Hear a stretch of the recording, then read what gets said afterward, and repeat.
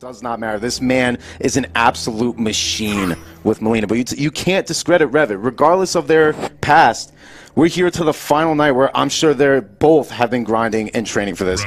And the first match of the night, Revetleafing going up against Semiij, quickly getting the first hit, going with Pyro this time around. And wow, getting in incredibly fast to get a start here. Got the first hit and made the read early on the projectile, but bad input there, and he gets trip guarded for his effort, and now Semiij's going to try to turn things around.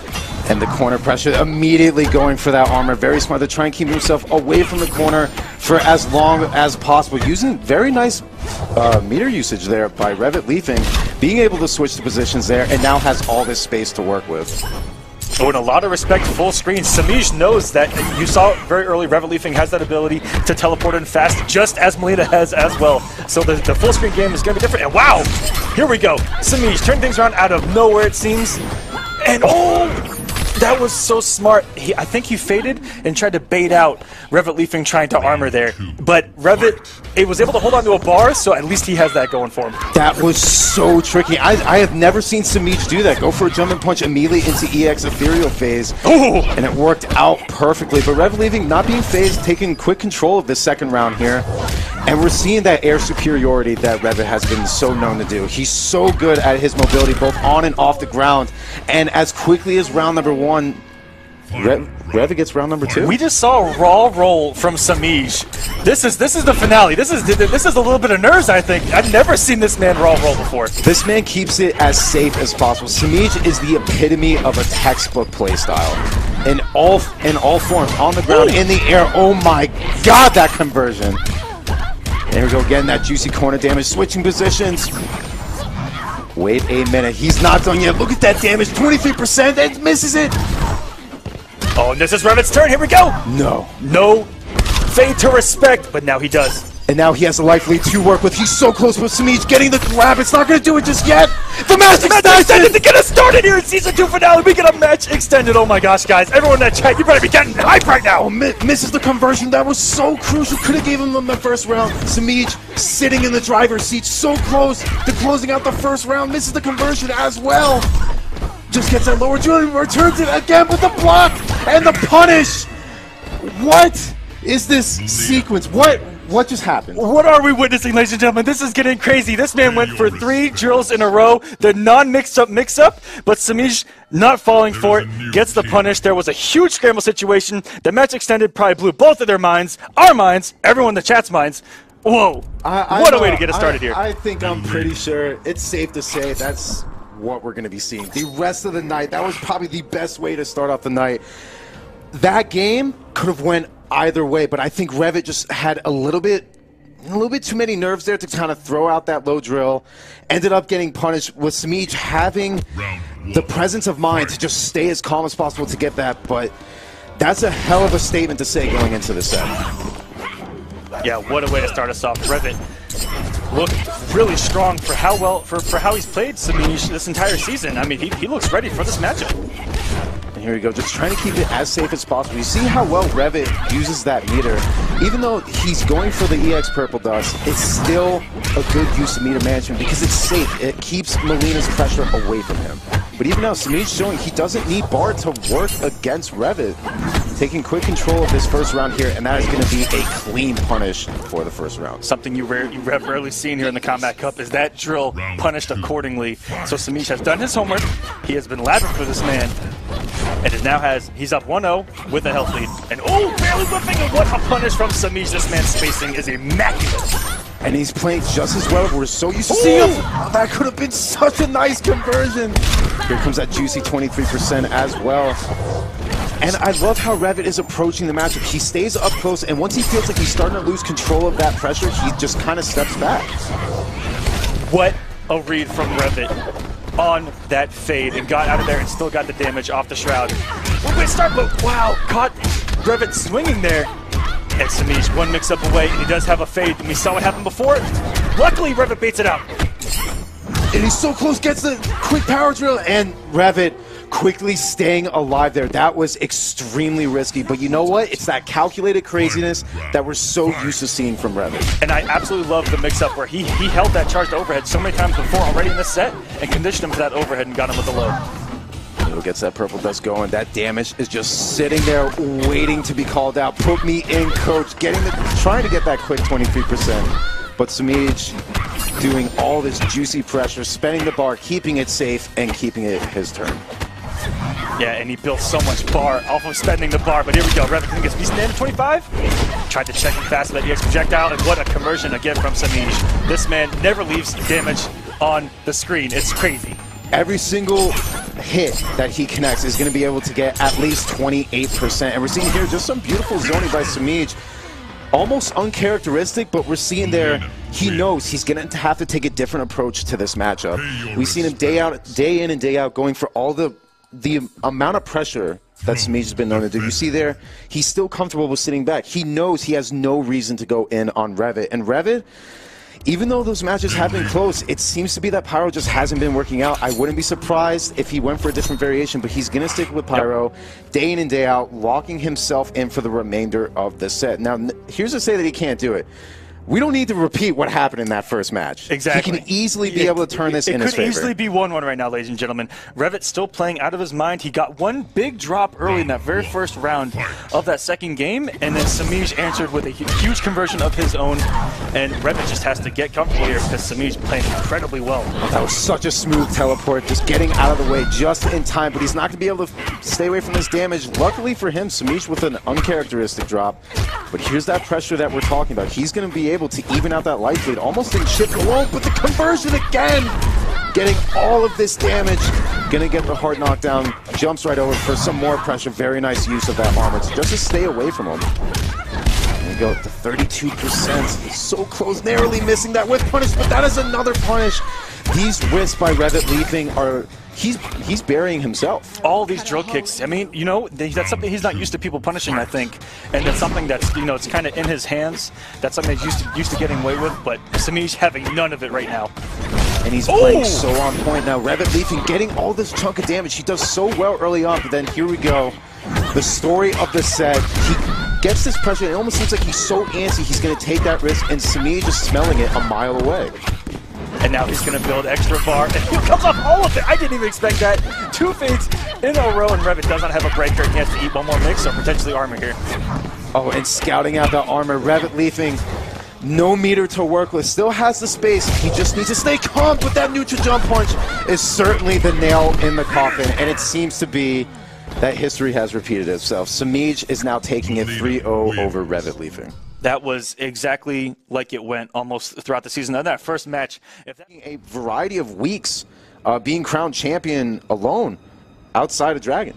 Yeah, both of these guys have, I believe, 2 weeks won this season? I believe so, yeah. Dragon winning week 4 and week 11, Young winning week 5 and week number 7, and one of those was a win over Dragon himself. But here we go, guys. This is our second match of the night. Dragon versus Yungmonster. Going with the cosplay costume, I respect it, but Dragon opting to go Shinnok in this variation, I think it's the smart move here. He's going to use those health sparks to his advantage and just kind of keep that footsie game pretty much under control. You know, Jacqui, very scary up close and from full screen, but that mid-range game, definitely got to give the edge to Shinnok there. But there's a nice little down one into a beautiful conversion. The trance already in the corner, and this is that mix we're talking about. Being that he steals that move, Shinnok is safe off of every single low starter. And becomes a launcher in the corner just like that, which is a scary situation because against Imposter Shinnok, if he doesn't have any bar, always block high, because without a bar he cannot launch you if you eat the forward 4. That's just a little bit of advice from home, but if he has a bar, or as you see there, if he gets a launcher off the low, it becomes Mix City. And that really, just the blender is probably the scariest situation to be in the corner. Dragon making the ground shake, getting that down 2 for the first round. Now, Yungmonster still has a bar to work with, but he needs to get out of this corner. If he gets hit with that trance, even the little bits of damage here are going to pay off. This might be the most aggressive I've seen Dragon play. He has tried to get in Yungmonster's face so many times already. I've seen a lot of shoulders in, And it has been crazy how aggressive Dragon has started this match up and tried to down 4, but into a stanky leg.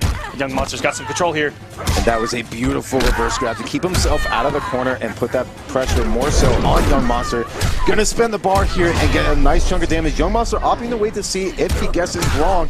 No doubt he's gonna have to break here. Gets off the bar, but still sitting in the corner, scouts the jump. Oh, big drop, and what a punish from Dragon. Wow, and that down 2 looked like it had extra damage on it. That thing hurt. That did a massive chunk of damage, and even then just letting Yungmonster get hit by that forward 2-1 there. Very strange. I'm not really too sure what Yungmonster was going for there, but at the same time, both of them played rather well. Dragon has just been suffocating him in that corner. It's crazy how aggressive he's playing when usually he likes to play nice and patient, play the spacing game, but I think he wants to get to Yungmonster and really get in his head early, and it's worked out so far. Well, here's the thing. If you take a look at his track record of staying back and being patient, he's lost the Yungmonster. So maybe he's taking this more aggressive approach to see if maybe that's the way to go with this. And when we're about to find out, we'll see if Yungmonster can adjust this kind of aggressiveness. Let's see if Dragon tries to come in immediately. He kind of baited it with the instant run block, but wow, Dragon getting started. What's going to be the mix? That Hellspark hit Yungmonster's pinky toe, and it's still been able to get that conversion, but just drops the trance there. Very unfortunate drop there. Could have got a nice amount of damage, but now Yungmonster, all the space to work with, but we know Yungmonster for being the pressure animal that he is. Oh, this is a scrum situation. A lot of pokes, counter pokes to the Dragon. Eventually one goes into Hellspark. If you keep pressing a button, it will work. Oh, very nice tech by Yungmonster. Still not ready to give up this first round yet. Has the positioning. A little bit of a almost tied in meter. Dragon sitting on almost 2 bars. Yungmonster building meters, slowly working his way towards 1.5. But you see now, Yungmonster is much more comfortable from full screen, especially against Imposter, whose really only way in is that shoulder charge. And it manages to connect. We talk about it all the time, how Dragon is so good at knowing when to use that shoulder charge and always having that bar meter to work with. And he spaces it so beautifully. This man is a master at hitting it at just the tip. It's always just a tip. Always just a tip, and good block from Yungmonster. Wow. With a double backdash, getting him out of the danger there. And Dragon up comfortably with a bar. He's blocked so well on Jacqui's mix. Oh, but decides to keep it. Doesn't use the bar. Very smart, knowing that Yungmonster was no doubt expecting the use of meter there. And we see there that walk back, just trying to confuse his timing a little bit, but he is doing so well. Dragon ready to close out this first match here. For the second match, just keeping his distance. He doesn't have a bar to work with, so he's not going to take too many risks, but he took one risk, and Yungmonster right there ready to punish. Still keeps the plus frames going. Oh, the jump kick was really late. Dragon, I think, could have got it down one out. Has to keep it safe. No meter to work with. Just narrowly missing the punish. Yungmonster gets clipped again, even with the chip. Dragon now sitting 2-0. Looking to not let history repeat itself. That was a really tricky situation. Dragon did a down 1 into shoulder, baiting Revet into counter poking, because if you play against Shinnok enough, you know that down 1 is your only chance to counter poke, because down 4 into Hellsparks jails. So when you see it down 1, you finally think it's your turn, and Dragon caught him with the shoulder there, and it's been fantastic for Dragon so far. This man looks poised. It's going to be really hard to take him down. I mean, we've seen Dragon, like we said before, going for the more patient playstyle. This aggressive playstyle almost suits Dragon more than what we've seen in the past. At least with Shinnok. There's no telling how he would do it with Kitana, but I think he made the right choice with Shinnok. This time to go for a little bit more of an aggressive playstyle, to not let Young, regardless of getting the meter advantage, it's really to stay away from all that chip. Yungmonster is so good at dealing chip damage with Jacqui.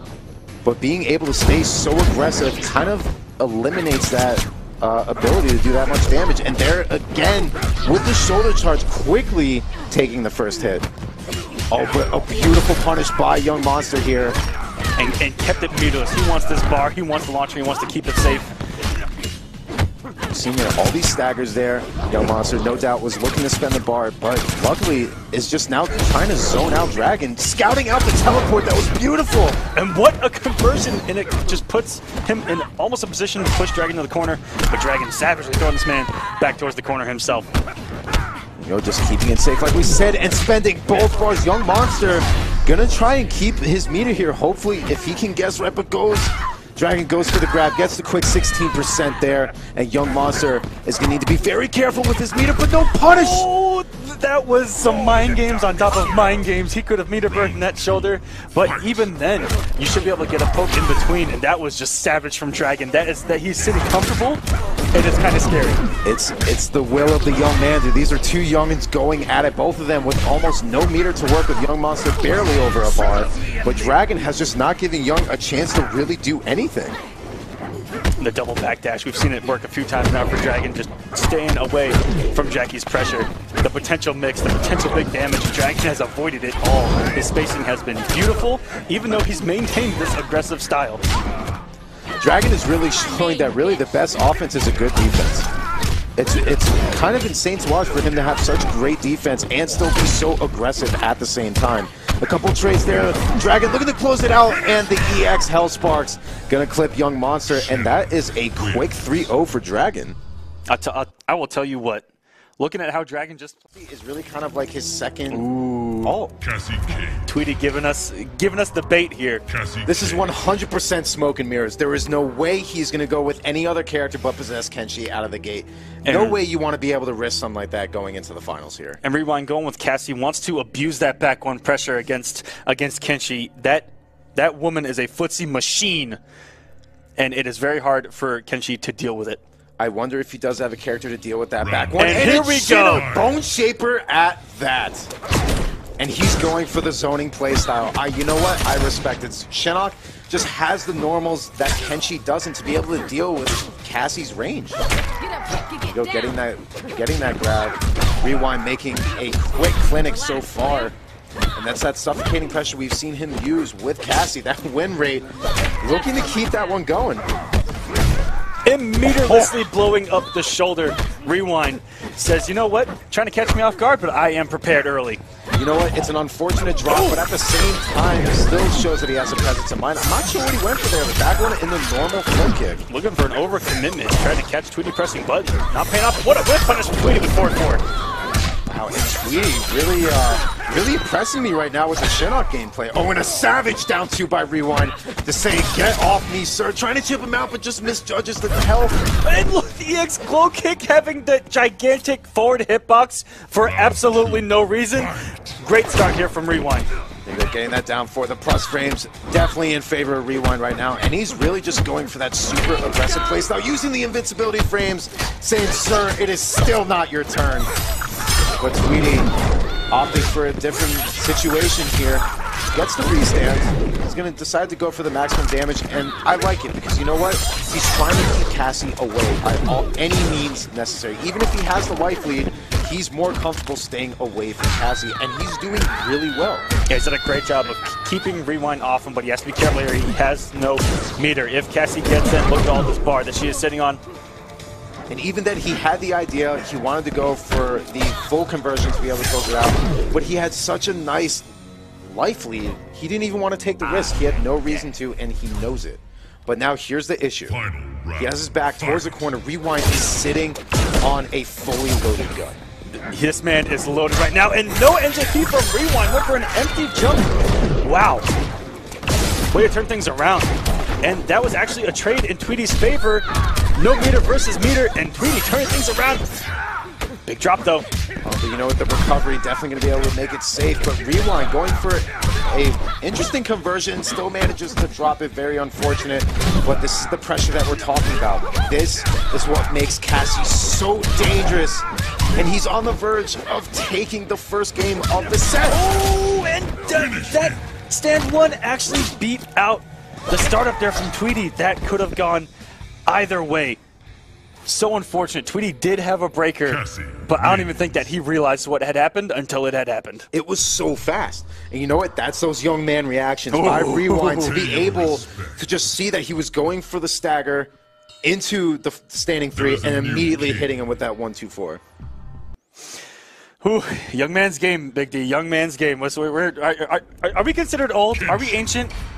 I don't see any gray hairs in the mustache. I think you're safe. I plucked them this morning. Well, you're not supposed to tell people that, man.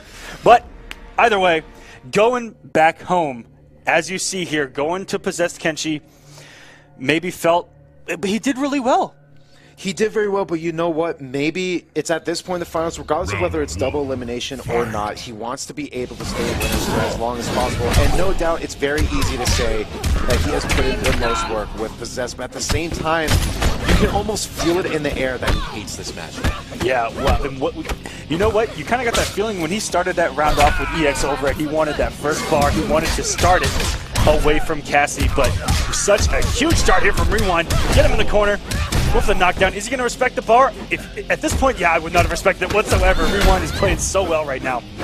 And Tweedy on a little bit tilt. That was a wake-up raw flip kick. Rewind, you savage. You absolute savage, sir. That was great. And this is exactly what we saw by Rewind, not just throughout the season, but this past Wednesday when they played each other before. This is the type of playstyle that Rewind was doing that helped him get that quick 3-0. And we're seeing here, he's taking his time, even if he's taking the little bits of damage, just being able to scout out the missed times in Tweedy's meaty setups is incredible. Baiting out the armor and knowing Tweedy's playstyle, a lot of people fall for that check on the second demon. Very smart from Rewind to simply wait it out. Oh, and that is an easy punish by Tweedy, but no meter to work with to keep it going. Gonna have to stick with the 18% punish. And a reverse flip kick. This man has had flip kick buffered since the character select screen. That was an incredible input to get on reversal. And again, meterless flip kick on anti-air. And this is a chip out situation, ladies and gentlemen. That's gonna do it. Tweedy going down 2-0 quick to Rewind. I don't know what else Tweedy can be doing right now. He just looks so lost against Cassie. He's tried a different character, did a little bit better, but at the same time, you know, when you go to your bread and butter character and it still doesn't play out the way you want it to, that's where you really need to start making that difficult decision. You know, obviously, someone has to go to the losers bracket, but Tweedy doesn't want that to happen. Like we said, Tweedy is one of those players that set count just doesn't matter as much. We've seen him come back from 2-0s 1,000,001 times. Yeah, and I personally like the keep away game with Shinnok because as you saw there, going back to Kenshi, looked like Rewind picked up right where he left off last week, and I liked that Tweedy came out with something different, and it was working.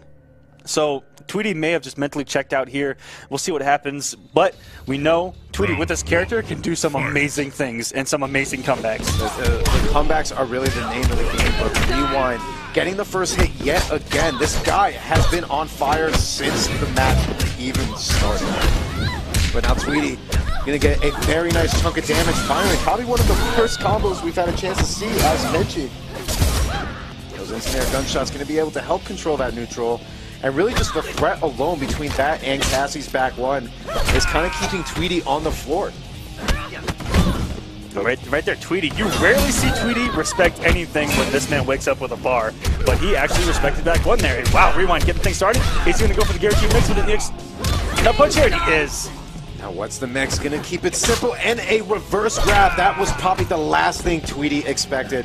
No doubt he knows Rewind has put on a clinic in the corner, but now Rewind, although taking that first round, lost that corner positioning, thus giving Tweedy all of this space to work with. With that back one, looking to try just kind of catch Rewind off guard. You see him playing very patient, but Rewind is just mixing it so perfectly between the staggers, between the grabs. Tweedy is getting the little chunks of damage, but it's just not paying off in the end. Rewind going for 21%, no bar to work with, and now finally has a bar. He has buffered that regular flip kick every single time. There you go, finally getting the punish. Tweedy not out of it just yet, does not want to be sent to losers. Rewind on the verge of taking the set. So close. Tweedy not giving it up just yet, no whip punish. And simply walking through the demon, and now this is chip territory. What's going to happen? Down 4. No. Oh, and he still closes it out. That was crazy. Tweedy just put it all on the line. Still would have been plus. So I definitely respect it, but he has been low demon conditioning Rewind that entire round, and the overhead paying off, and the demon coming out of nowhere there. Oh, what an anti-air from Rewind. On a run to be able to react with a stand one. That's some skill right there. Cancel the run just in time to get that anti-air. But now Tweedy, you know what? After that round, I think Tweedy's starting to feel a little bit more in his groove. You see how easily he's able to control that space. Still getting clipped by the back one, but other than that... Every single time, Big D. Rewind has those reactions. This man came to play tonight. Oh, and this is looking devastating for Tweedy. Gonna try and go for the quick jump and set up. Tweedy using the bar, no meter to work with when gets clipped. The first time it doesn't anti-air, but still an uphill battle. He's not out of it just yet. Rewind scouting out the overheads left and right. And the down two after the run in. Rewind catching him in the air. And can we talk about how much he blocked before that run up down two? He blocked everything Tweedy threw at him. That is not only the mark of a great player, but man. Young man reactions. Wow. Going to be worth the wait. Absolutely, and you know these two play a billion times a day with each other, and it's going to be interesting because the last time I saw these two play was a long while back, and it was incredibly close. No doubt one of these brothers are going to be very salty after the set. Remember, this is the loser side. The loser of this is eliminated from the tournament, and their Season 2 journey comes to an end. You take a look quickly at Revet's characters with Tanya and had a little bit of score from the Tanya with a 56.25% win rate, and of course Young with his 62.96 win rate with Jacqui.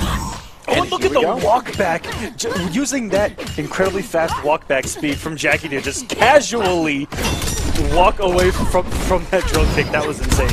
And this is really one of the beautiful things to be able to see. Really, you only see it among training partners for the most part. Being that they play together so much, undoubtedly, they're really going to need to be pulling out every single trick in the book to be able to throw each other off. We're talking surprises that they haven't even seen before. But now, take a look. Yungmonster actually got the first round there, but like we said, Revet is a monster really with Tanya across all variations. And turning things around quick. Oh, it's coming off the bar for the extra damage, 36%. Oh, great damage, and that is a launcher. That should close it out. And just like that, flick of the switch, back and forth already between these two. It's one of those things you gotta wonder if they're giving each other props right now from next to each other. Think about it, this is a tournament setting. A first to three just like anything else. And this is an extremely close look at just the trickery by Dragon Naginata. This is one of my favorite things to watch here at the Kombat Cup is Revetleafing with Dragon Naginata. The way that he controls space, and it's just something that you have to look at and almost admire. The way that he's thinking ahead, and all of the movements are insane. But here we go.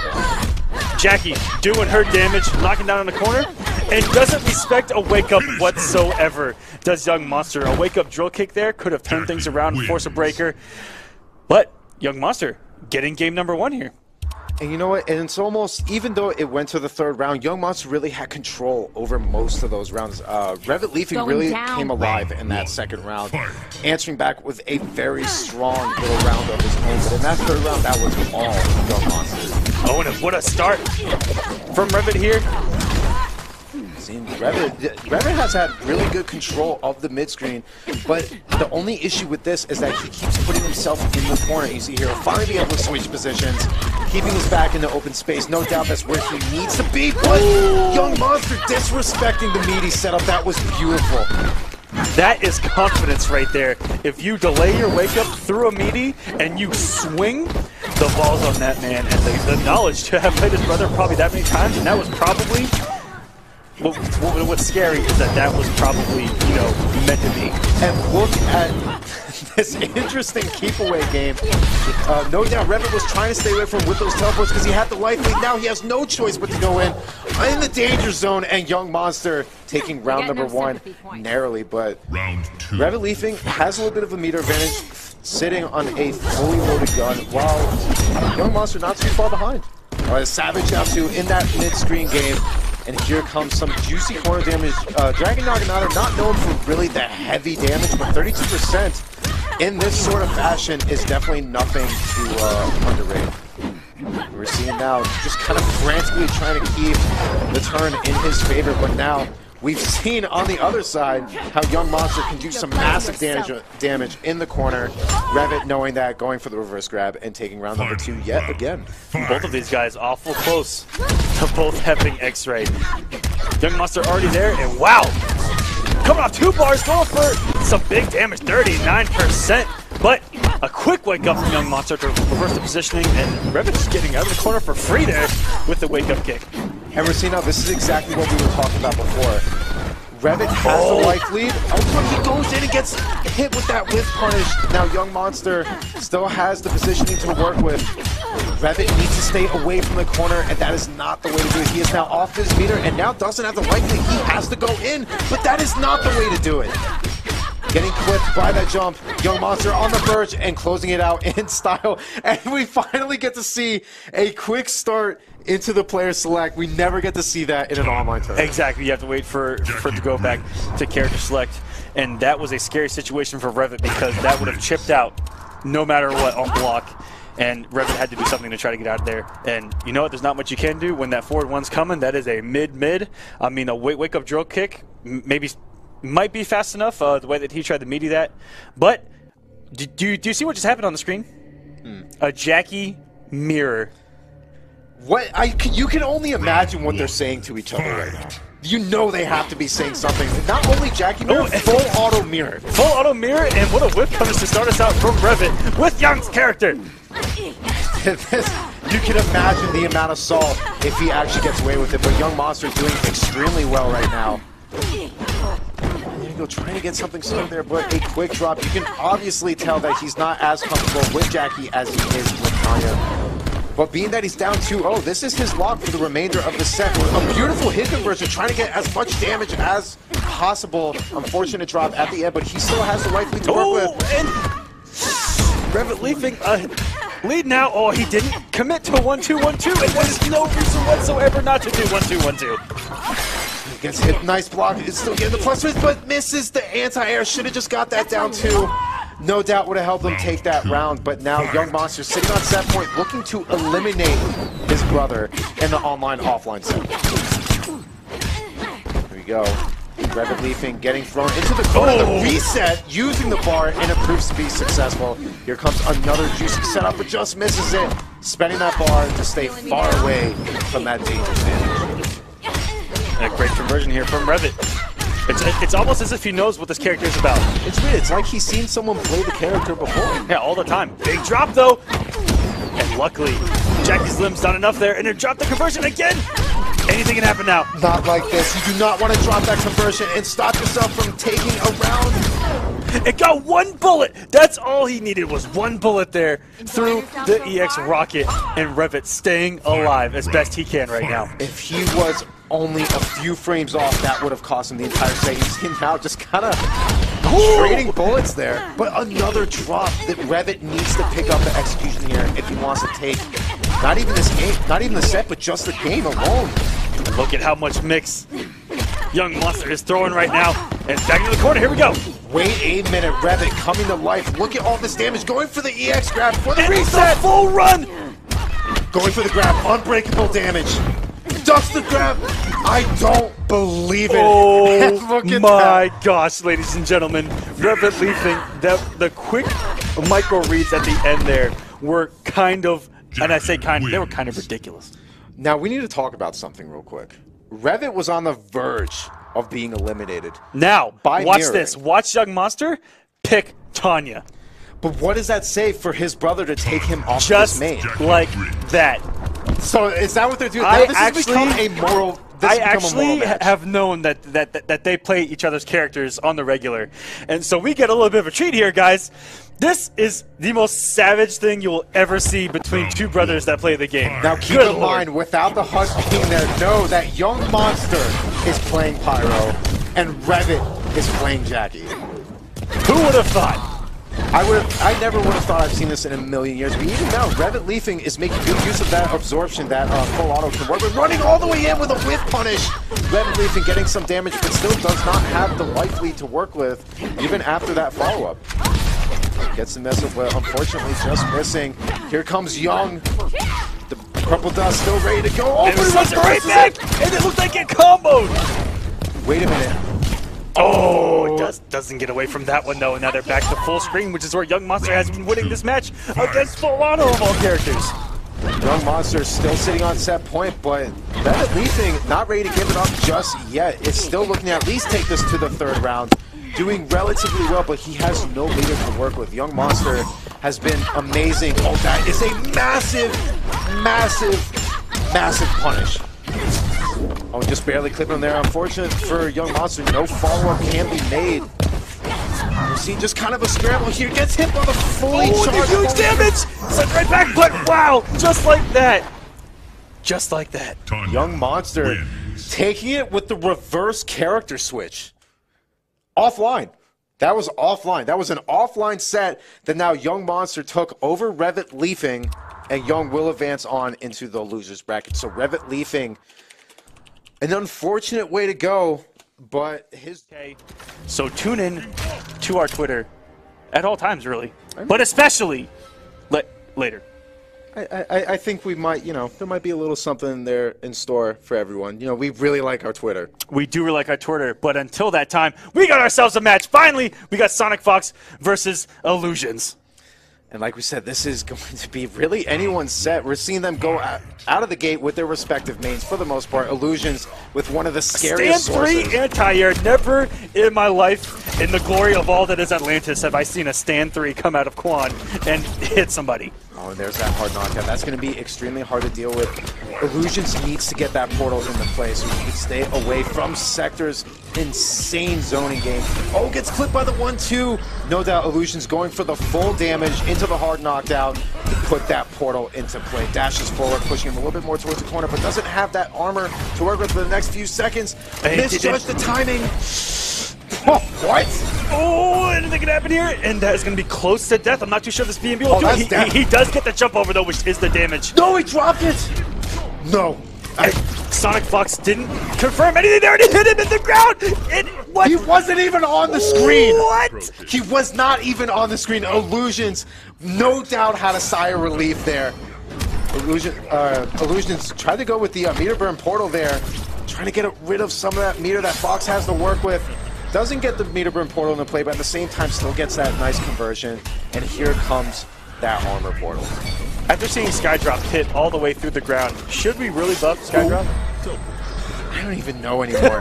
What kind of hitbox was that? Paulo, if you're watching, please. Oh, it's SonicFox not getting the punish. He didn't recognize that iLuusion didn't have the meter until it was too late. Now he does have the bar, and welcome to Mix City. He's going to get the corner. He's going to get the portal. And this is S+ tier Quan Chi, ladies and gentlemen. This is armored launchers on almost every button this man presses, and that's going to do it. iLuusions takes the first game from SonicFox to start us off here. Not just the first game in a lightning fashion, both rounds. SonicFox did not get a single round off of iLuusions. That is not something you normally see between these two. We've seen iLuusions play Fox close before, even in this season, where he was up 2-0, and SonicFox mounted that Fox comeback. I mean, Fox has been in those situations. He's got the clutch factor, and going to a relic here, going back the fossil to Erroneous Blacksmith here. You have to give him props, though. He's picking the right skin with Gunslinger. That white hat is by far the swaggiest thing in the game. For sure. And SonicFox has yet to hit us with the hidden brutality all season long. We've been dying for it. iLuusions, no doubt, does not want to start now. Already losing that first hit, but jumps right in. He went right through the coin. The coin didn't even matter. That had to have been a foreign coin, and it did not transfer over. Getting that armor in play, iLuusions has done so well with his zoning game, and just having that timing on lockdown. Oh, and he uses the armor, and what a conversion! This is going to be tricky to keep going. He's going to decide to keep it simple with that hard knockdown, and he still has that hit of armor to work with. And you see SonicFox almost over-respecting that hit of armor. And right there, that's the mind game that our Lord and Savior Apollo gave Quan Chi. Now it's a guessing game off of Rune.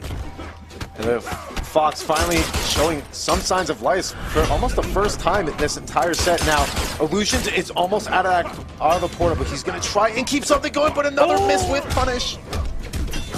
And he still was in the portal. Can we talk about how big the portal is? Can we talk about that for a second? His pinky toe wasn't even in there. That was the toenail of the pinky toe that still gave him that hit of armor.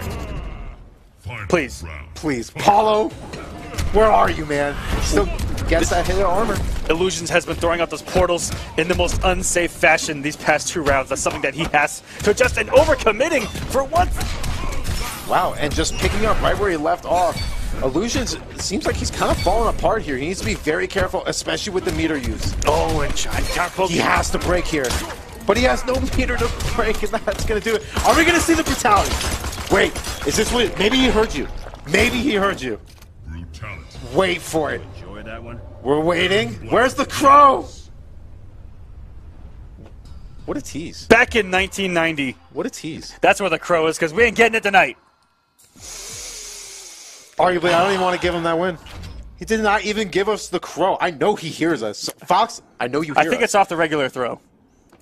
That was the command throw. You might be right. Yeah. You know what? I'm going to go ahead and give it to him. That's fine. That's fine. It's now 1-1, but now he forces iLuusions off of Quan. Going to Reptile, and I've played a lot of Reptiles in my day, and iLuusions is my favorite to watch. His use of Basilisk, second to none. He will use it at every opportunity, after every claw on hit, even full screen, he will zone with it. No other Reptile uses it as much and as effectively as iLuusions. And this is interesting because you don't normally see Fox play against a Reptile player, let alone one of this caliber. I mean, iLuusions, no stranger to execution, and just like right there, Basilisk up, and now this zoning becomes even harder to deal with. I wonder if the Caltrops knocks him out of Basilisk. Maybe Fox knows something that we don't. That's an interesting thing to take a look, but either way, iLuusions had no reason to go after him, went for the zoning opportunity, and took full advantage.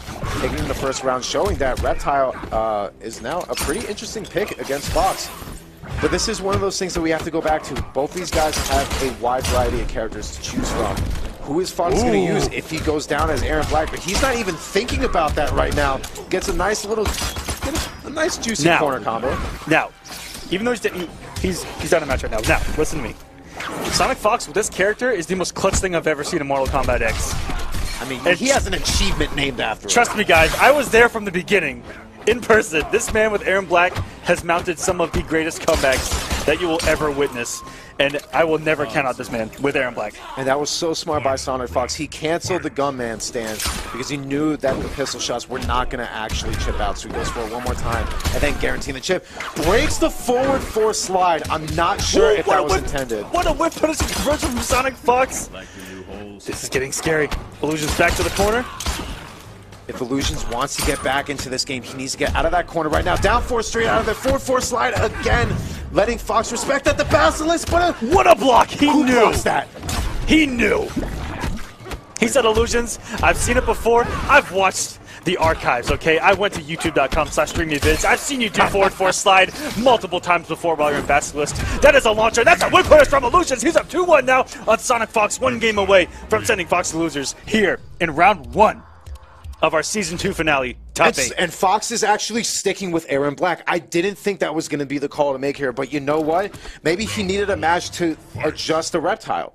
He's a very confident player, but as is iLuusions. You take a look at his playstyle, just this calm, cool, collected, rush-down play. It's so calculated, but it's so successful. Oh, and there's that Quan, and what a conversion from SonicFox, down 4, command grabbing off the entire, and iLuusions has gotten caught waking up meterlessly quite a few times. And now, is he going to succeed here? Yeah, he doesn't want to come off any bar. He wants to hold it going into the next round. I actually like that from iLuusions. He was down so far on the health lead. Don't give Fox more meter. Don't block. Ooh, and just barely clips him with the EX slow force ball. Definitely the easiest way to help get that pressure. The back 2 from the air. Get out of my airspace. This thing hits everywhere, and SonicFox has the knowledge there. Those gimmicks are not going to work, and iLuusions should know better than to use stuff like that against someone like SonicFox. Oh, it still clips it. Oh, just barely misses the conversion. No doubt tried to get the neutral jump punch instead. Input error, unfortunately leaving some damage to be left off of the table. Overcommitting with the slide, and now he's off all of his meter. Anything can happen here. Oh, doesn't spend the bar. iLuusions trying to make something work, and this is no doubt going to kill. It wasn't even active yet. The bubble was right there. It was being formed. The acid was there, and it was just stripped away from him with that run-up stand 2 from SonicFox. This is getting crazy, guys. We got ourselves a Game 5. Let's get some hype in that chat. The first Game 5 of the night, and nonetheless, they are sticking with the same exact characters. Guys, let's see those emotes in that chat. I want to see some Echo Fox emotes if you want Fox to take this, or some Noble emotes if you want to see iLuusions pull off the, dare I say, upset. You know what? It would be called an upset. SonicFox has taken him the better part.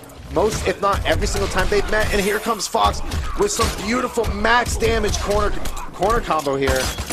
Gonna be just shy of 40%. Oh, and just shoving him into the corner still. And SonicFox, look at how much meter this man has going into what could be the final round. Fully loaded. That's a full stick of butter. Oh man. And SonicFox is just scouting everything out that iLuusions has been doing. He's just keeping that distance. That space is so hard to deal with as Reptile. But here he comes, getting that Basilisk going. And here comes that zone. He's gonna at least build some meter, get some chip damage, but SonicFox gets clipped by the force ball. Oh, didn't have the stamina to fully convert that, but that's okay. The forward 4 on Oki catches SonicFox pressing a button, and look at the damage. Shades of Milky situation. Hey, hey, hey. And here, Game 5, last round. Loser is going into the loser side. Frightening stuff, both of these guys playing lights out. And SonicFox still has all of his meter. iLuusions trying to get it. No punish though from SonicFox on the EX. And he does another one. iLuusions playing a little too risky right now. And you see now he's going for a little bit more of the full screen game, knowing that those force balls have taken the better of SonicFox pretty much for the majority of the set. Look at that, just controlling that space, hits him with the back 2, going for the hard knockdown in the Basilisk. Very smart good. EX wake up by Fox. Just barely missing that whiff punish there. Nice backdash to escape the last bit of chip damage there. iLuusions still looking to get the better part of Fox, but now he's sitting on his last legs, goes for the EX slide. This could be death! And that is going to do it! A Noble iLuusions takes it over SonicFox! Oh my gosh, ladies and gentlemen, that was out of nowhere! Fox has fallen in the first round of the winner's side. Unbelievable. He doesn't let up. Even at full screen, just a flick of the switch with that fade, and it could be lights out. And now he's going to go ahead with Imposter, which is an interesting choice against Ethereal Mileena. Yeah, the couple times that we watched this in the top 8s, Dragon is an absolute savage, and he loves to roll Mileena. And I think it's out of spite, because we know how salt-inducing Mileena's roll can be. We've all tried to down one Mileena and get low profiled for it. You know, because that's what's supposed to happen in this game. Paulo! Wait, here he comes. Getting the 4-3 to connect. Look at all of his damage!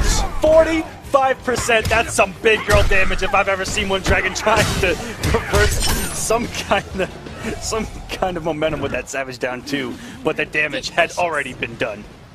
And here we go. Semiij in almost just feeling right at home, taking the first round in a pretty nice fashion. Dragon not ready for the Hellsparks to connect, gets a very wonky conversion. But speaking of wonky conversions, hitting Mileena out of the floorboards. Here comes that setup. Look at all of the damage. Dragon with an amazing conversion, not only getting that damage, but also keeping his back into open space, forcing that oppressing pressure that Shinnok knocked. There we go, big conversion. And you know what? In a normal situation, some players would still succeed this round, but Semiij never gives up. He believes he can win this round. That is frightening. Never give up, never surrender, but Dragon still takes the second round. Fight. I'm so happy you got that. that was a behind the camera moment between Big and Dab. Here we go. Counter poke. Using the hit stun, gets the throw. Gets the position towards the corner and not falling for the stagger Dragon this time. You see, he's trying to. Dragon's going for a little bit more back into what we're so used to seeing him do. He kind of sits back and controls that footsie space. But Semiij, being the machine he is up close, I mean, just take a look at this pressure. He knows when to use the meter, when to go for the staggers, when to keep the plus frames, and don't you dare try to anti-air Semiij or Mileena. And just look at the damage, and that's not going to close out, but that puts him in chip territory. Wow, goes for a risky jump in, and he still has a chance to do something with this. And the trade, Semiij. That was scary. If Semiij got opened up one time against a potential Vortex, Pretty scary stuff. And you know what? And that's that mental fortitude we talk about with all of these high-end players, that you need to have that cool, calm, and collected behavior when the going gets that tough. Yes, and guys, Semiij now, having already taken as many games as he has off Dragon the entire season with that one. So that goes to show you how prepared Semiij is for this top 8. He let Season 1 slip. In the finale, he was the point leader going in. He looked confident. And here, again, looking confident, trying to make it into winners finals. This was the match to get into grand finals from loser's side that Dragon took from Semiij. No doubt he wants to let himself fall short in the finals for the second time in a row. Dragon getting a reversal grab, quick 12%, and we see here's that, the down forward Hell Sparks, the bane of most of our existences. And what a backdash from Dragon. I would not have the audacity to backdash off of a Psy on hit from Mileena. That thing is plus probably 8,492. Or 8,493, but that's the savagery of being a young player, man. I'm telling you, that is the attack. But here we go, getting a beautiful air-to-air conversion. Gonna keep it simple with the 15%, but Semiij, beautiful block on the back 3 by Shinnok. And there's a scout on the teleport. That's what's really gonna make this hard for Dragon. The mobility severely limited due to Mileena's amazing anti-air options. See, now Semiij just kind of back on there, but then that's what we're talking about. That was scary. He whiffed a stand 1 and baited Dragon into pressing a button and simply swiped him for it. That was insane from Semiij. But we're talking about how you can switch between being aggressive and defensive at the same time. And Semiij is a perfect textbook example of that right now. So Dragon finally getting a hit conversion yet again. Here comes the trance, and what is for dinner? A beautiful forward 4 right on the dinner plate, and some juicy damage to wash it down with. 37 is going to add on 16. He does not yet on 15 with the forward 4 into the amulet. And what a tech from Semiij. And whoa, just a run-up fade. And he does not have any breaker, but the rarest drop. He still picks it up. Wow, Semiij is playing good right now. That was a huge drop. Never have I seen him drop that, it seems. I'm picking it right back up. He still had a fade. He's so scary with 1 bar. He's never out. As you said earlier, never give up. Never surrender. Never surrender. But still, you have to take a look at what Semiij has been capable of. Even when he drops those combos, he knows the momentum is still in his favor, and he just keeps that pressure going. It does not matter if he drops it. He's able to see it so fast. Guys, they say, you know, vampires have a 1%er, which is a daywalker. Well, gamers have a 1%er and they're frame walkers, okay? These guys can see the frames, okay? They're in there, and they just see it happen, and you know what? Young man reactions. And it's just one of those things, man. And for the two of them to go up against each other with reactions like that is absolutely incredible. And really, Dragon is not out of it just yet. He may be down 2-0, but each match has been extremely close. Yeah, if you talk about clutch in Mortal Kombat X, Dragon is the epitome right there. You look up clutch in the textbook, in the textbook, you're going to be able to see a picture of Dragon. Exactly. Eating some Kraft mac and cheese, but that's for later. Slash Lunchables. Ooh. Pizza Lunchables. Pizza Lunchables, I was just about to say that, but here we go, getting a 12% grab.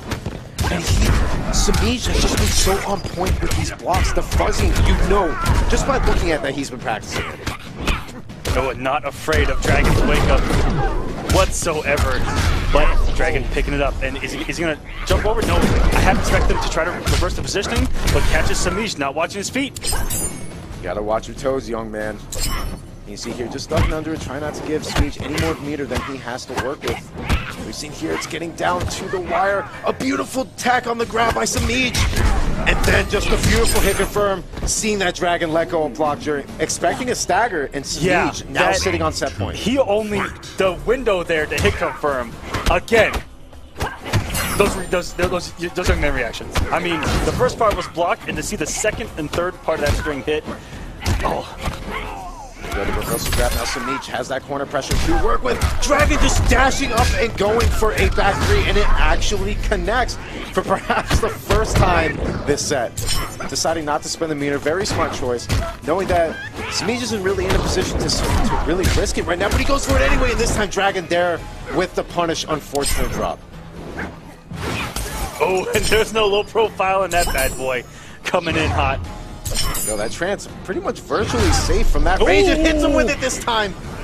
That's that Michelangelo raw trance out of nowhere, but Shinnok does possess it. Oh my god, that was a beautiful whip punish on the whip grab by Semiij. Now has the corner positioning again, and just take a look at that pressure. And he's gonna build another bar. He just built another bar in that sequence. And besides the bar, look at the shit that he's dishing out that's virtually safe. Dragging it with down one into a reverse grab.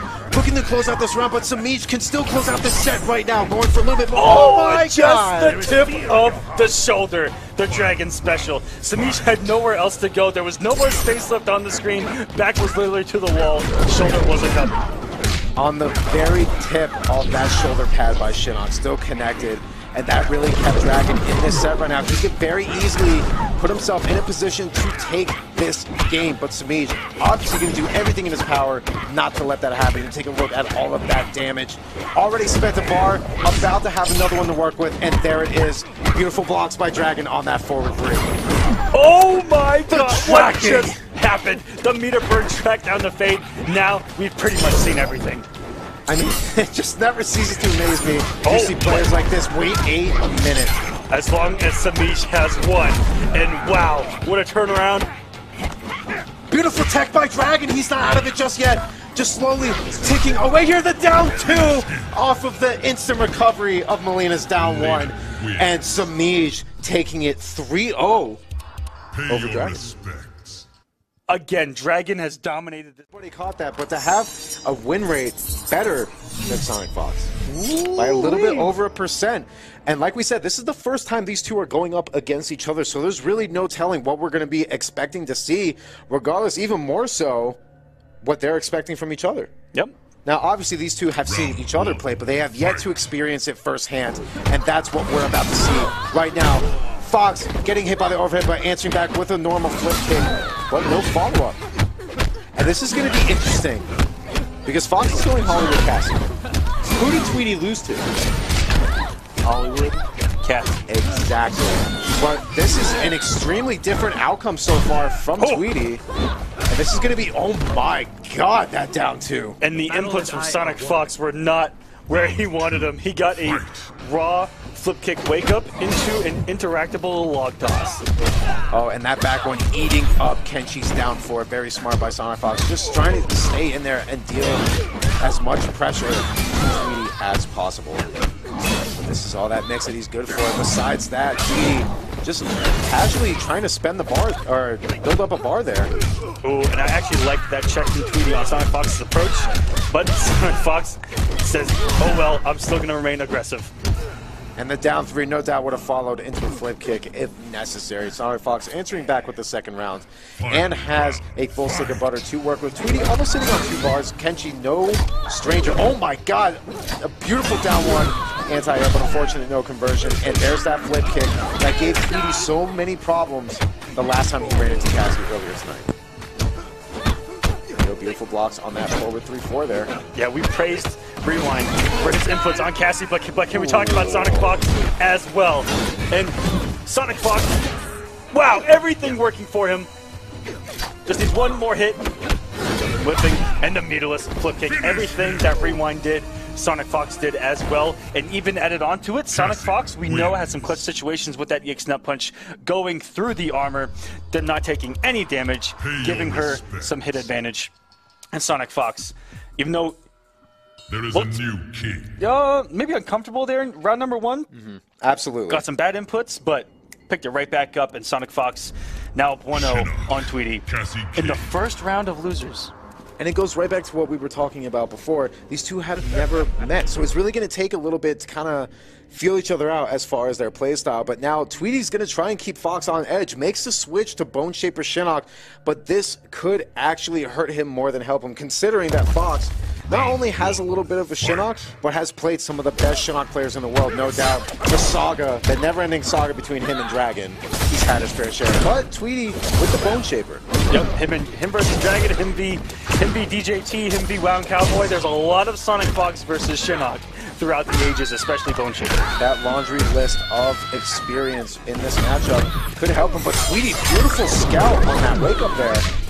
Gonna no doubt keep Fox standing now that he has that corner pressure to work with. Fox jumping immediately out, and the beautiful whip punish by just walking back and then advancing with that Cassie backboard. Oh!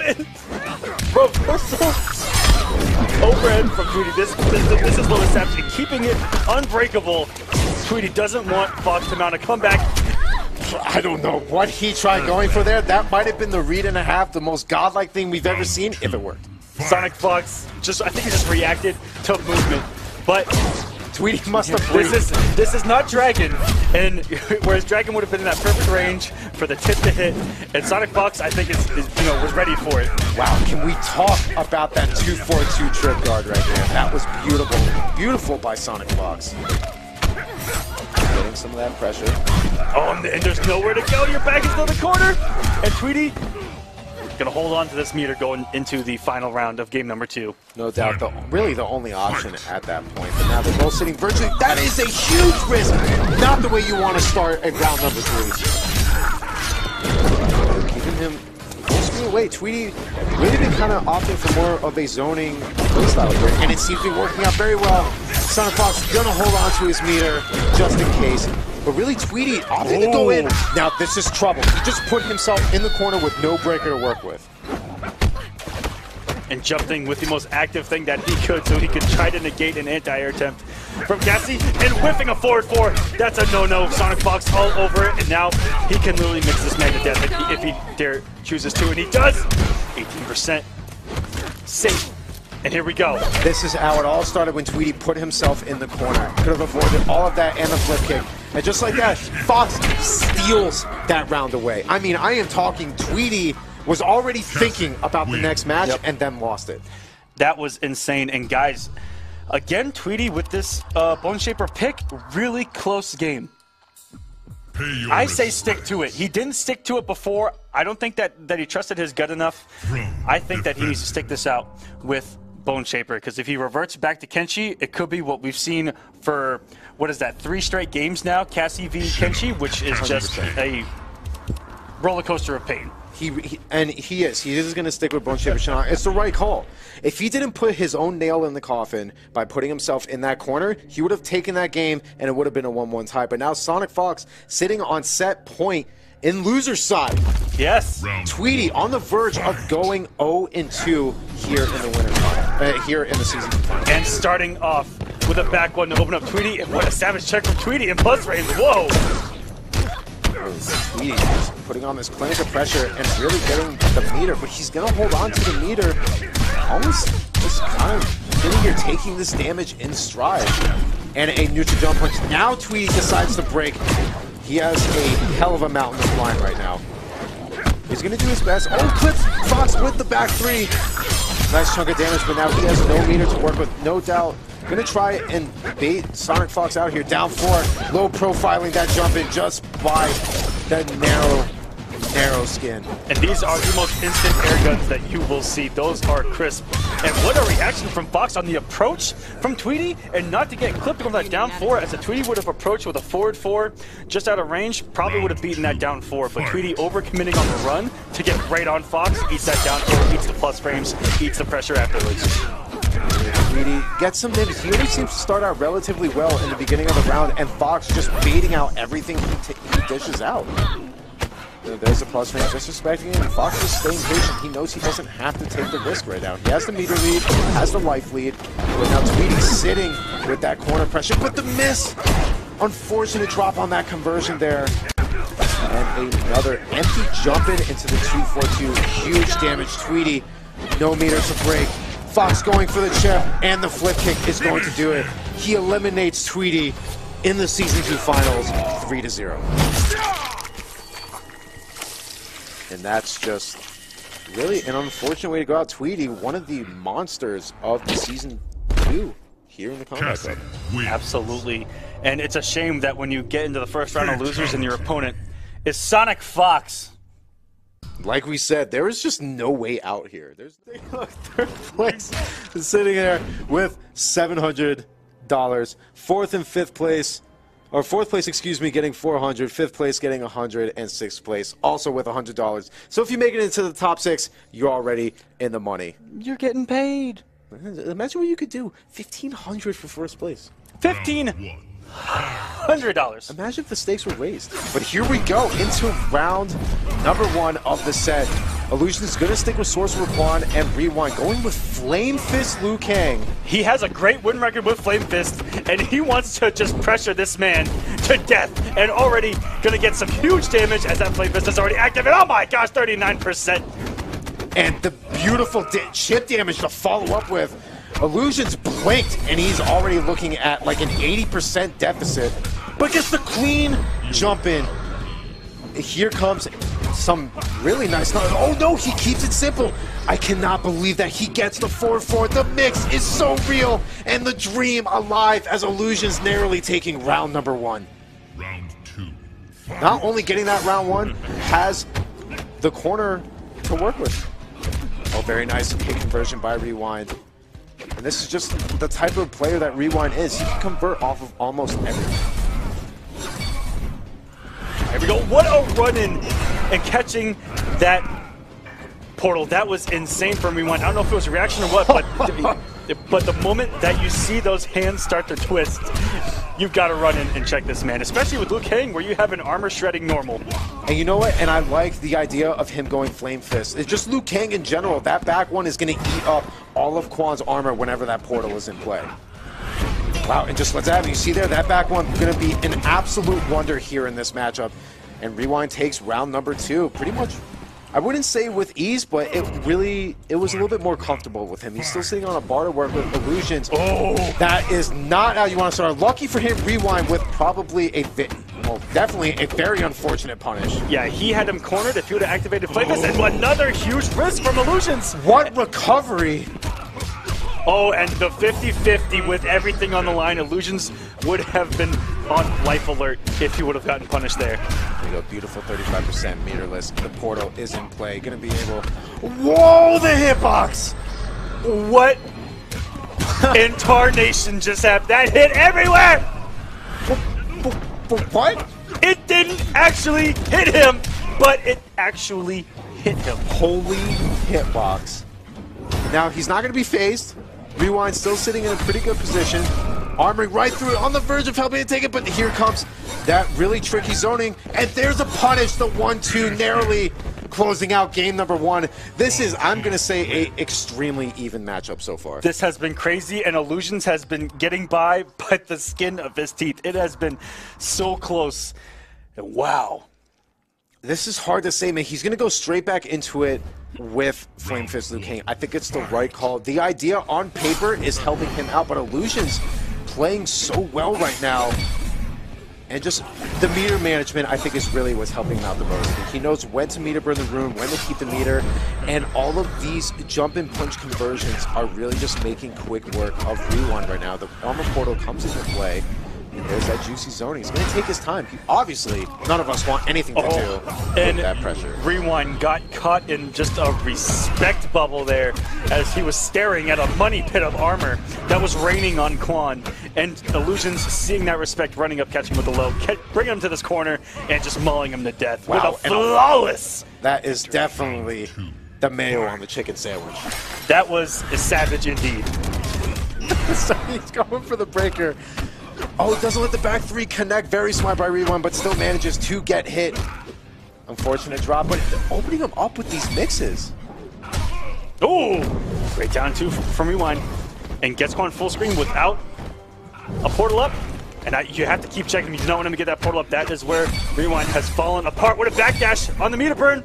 There you go. And you see, that's what we're talking about with the meter management by Liu. He knew Rewind was going to try and get out of that EX rune, so he doesn't even spend the rune, keeps it relatively safe by conditioning alone. Wow, another beautiful backdash by Rewind. And again, the jumping punches are killing Rewind right now. And there goes all of his meter. He has no meter to work with right now. And he's going to throw the mix. What a backdash from Rewind. Anything can happen. No! Oh, not like this. iLuusions. Not like this. You could tell that went so differently in iLuusions' head right now. You can tell he's thinking to himself, yeah, that's how I'm going to close it out and go up 2-0. And Rewind shutting that down. Quick quicker than Negan. Oh, Oh, clipped him with the last hit of that string, but still no conversion. but we know watching Illusions, he has such a high hit rate with Skydrop. And the air-to-air again. Illusions has shown that he controls the air. That air is all that belongs to Illusions right now. And an empty jump forward in the jump back and using that armor is just the smartest play by Illusions right now. He's gonna pull up again. He gets it after the whip down 3, and now he's back in the muddy pit. And this is just, he just pressed the buttons. Why not? And you have hyper armor around you. But luckily, Illusions over-jumping, overextending, putting his back to the corner. Wow, and a hell of a block on that back too by Illusions. Oh, and this time it works. Okay, you want to talk about Illusions just throwing it all out there? If that missed, she was dead. GG's. In the corner, no meter is Quan. No amount of life alert is going to save you from that. But now, luckily for Yeah, the police are Illusions, not getting there on time after you press that button, let me tell you. you will be long gone by the end of that. But now Illusions sitting on set point here in Winners, looking to go on even further. Oh, and rest in peace to Rewind's meter right now. That conversion of the 4-4, and he's going for the mix. That's the confidence that we're talking about. For him to have the confidence in those setups to know that he's just going to go with that forward 4 trance because it's always seeming to hit. Oh, that back one. Shredding that armor. And that was the perfect time to do it. Illusions tried to catch him jumping out of the corner, and oh, that wasn't a big punish though. Rewind has left a lot of damage on the table. Not everyone can be Michelangelo and get those raw trances, but even now, getting opened up by just a raw forward 4. Rewind, getting the mix to work in his favor look at now the as well. respect. I think Illusions just kind of gave it up there, let go of block. Because if he would have blocked a windmill punch, it would have given Rewind so much extra bar here in the second round. You know, he still has a bar to work with. Rewind sitting a little bit more, and Rewind refusing to let that portal come on the screen. There we go. Nice little bit of extra damage due to that flame buff. That back one just eating Quan alive. Oh, and sir, that is no longer an overhead. There it is. That's death. just like that. Oh, Swaggin! Who's this? Bilbo Swaggins What over here? 49%. What damage was that? He was dead before the windmill punch even ended with that damage buff. And guys, Rewind's on the board. Now, You want to talk about beating a dead horse? 49% after he was dead after the first 6%. You know what? That shows that he's a little bit upset that he was down 2-0. Now, Illusion's still sitting on set point, but now Rewind finally putting himself on the board and kind of shrugging off a little bit of the pressure that was on at the beginning. yeah, this is a stage where he may not have found himself in ever. Big money on the line. You're going up against someone that just beat SonicFox. But you take a look now, it's like all of a sudden Rewind just kind of acclimated himself to Illusion's playstyle. We're seeing a much different, but here we go, the air still belonging to Illusion's beautiful jump over to switch position, because he knows every time he's in that corner, he might as well just put the controller down. That back one has been just making Illusion sweat. Oh, of course. And that's got to be why he's gone with Liu Kang over Raiden, or even Cassie, is not only does he have this overwhelming pressure that we're witnessing, but he also has on top of that the armor shredding just in case he does get an opportunity to press a button through Rune. And what a clutch block on the 1-2 and the backdash! No way! The jump back baiting the interactable. That was godlike. Every time Illusions has done jump 1, magic has happened in this match, it seems. He controls the air in every single situation. Even out of and armor. unfortunately, he did a flying kick into a wall. That's a conversion. Feels bad, man. No, Illusion's keeping it simple. And wow, finally not letting that back one blow him up. Even now, Rewind getting some nice corner pressure, going to keep himself in the game. Look at that chip. The chip and the meter gain. He almost built another bar if Illusions didn't get out of there. And that's the nice conversion. Still challenging the air. Still challenging again, just running up. He does not want Quan to breathe right now, and he does not. Rewind gets another point to stay in this match. You will wither and fade. And here we go, Rewind on the verge. If he takes this set, we're going to a Game 5, but Illusion's obviously not going to want that to happen. Forcing Rewind to use the meter. You know what? You can call that a moral victory. There's those plus frames and the forward connecting. Watch your head, sir. Switching positions. And here comes the armor portal. And it's raining armor. There is no escape. Wow, and going for the max damage, this is going to do a lot. And actually forcing Rewind to break. If he gets hit again, it is over for him, and he will be sent to losers. On the portal in the play, Rewind, no meter to work with. iLuusions has the full screen game, and that will do it. Beautiful zoning to close out the set. And iLuusions on the winner side, even throughout all of that, throughout SonicFox, last season's pretty much tyrants, their champions in the grand finals, are now fighting to stay alive this early in the night. And you know what? Wouldn't have it any other way. I love the surprises. I love the upsets. Everyone's hungry tonight. Everyone is hungry, and they are fighting for it. And we're going to have to see how it plays out. This is a matchup as old as time. SonicFox opting to go with Sector, going up against Dragon's Imposter. Like we said, these two have played tons of times with this matchup exclusively. Yep, and these are each other's picks against each other. This is the matchup we've seen all season long, and even offline at final round, where, you know what, the real difference is, and oh my gosh, just like that, a raw trance in SonicFox's face. That is some confidence from Dragon to throw that. And the fact that that even connected the first time out is really going to help him out with that momentum. That's really going to be what he needs. The mix needs to be with him. At the same time, patience needs to be a virtue as well. Dragon kind of doing extremely well here. That defense that we were talking about while keeping an aggressive playstyle, not easy to do, but Dragon is really doing well here. But obviously SonicFox has had a wide variety of comebacks. Oh, and it's still scary because is he going to meter burn that teleport or not? And by the time you realize that he hasn't meter burned it, he's safe. And it can get inside your head because then you realize that you didn't punish it just like you did not there again. And Dragon, awful lot of respect. And again, that's the third teleport that's got up on it. But you know what? I think, in a way, it's kind of a smart way to approach this matchup. He's going to try and beat SonicFox through footsies and spacing alone. He doesn't want to take the risk to take any unnecessary damage. Yes, he's leaving a lot of damage on the table, but at the same time, it's keeping him in the game longer. But there we go, SonicFox, beautiful whip punish there. Quick 28%, and just the mix keeping him going. Again, another 15%. Oh, it doesn't finish the string, and Dragon was expecting the last hit of that, where SonicFox can play another mind game of is he going to flamethrower after or not, and the mind games between these two are insane right now. Oh, he gets Fox off his breaker. That is a huge moral victory. And then there you go. Fox letting that 4-1 out after blocking that missile. It's only -8 on block. Just following up with that spacing, virtually safe. Oh, very good. Confirmation on the jump kick. Dragon still back to the wall. No resources between either of these men. A lot of stray hits, but no big combos right now. And just like that, he gets the bar on the Hell Spark. And what's going to be the mix here? Goes for 16%, keeps him in the corner. And what's for breakfast, ladies and gentlemen? Backdash.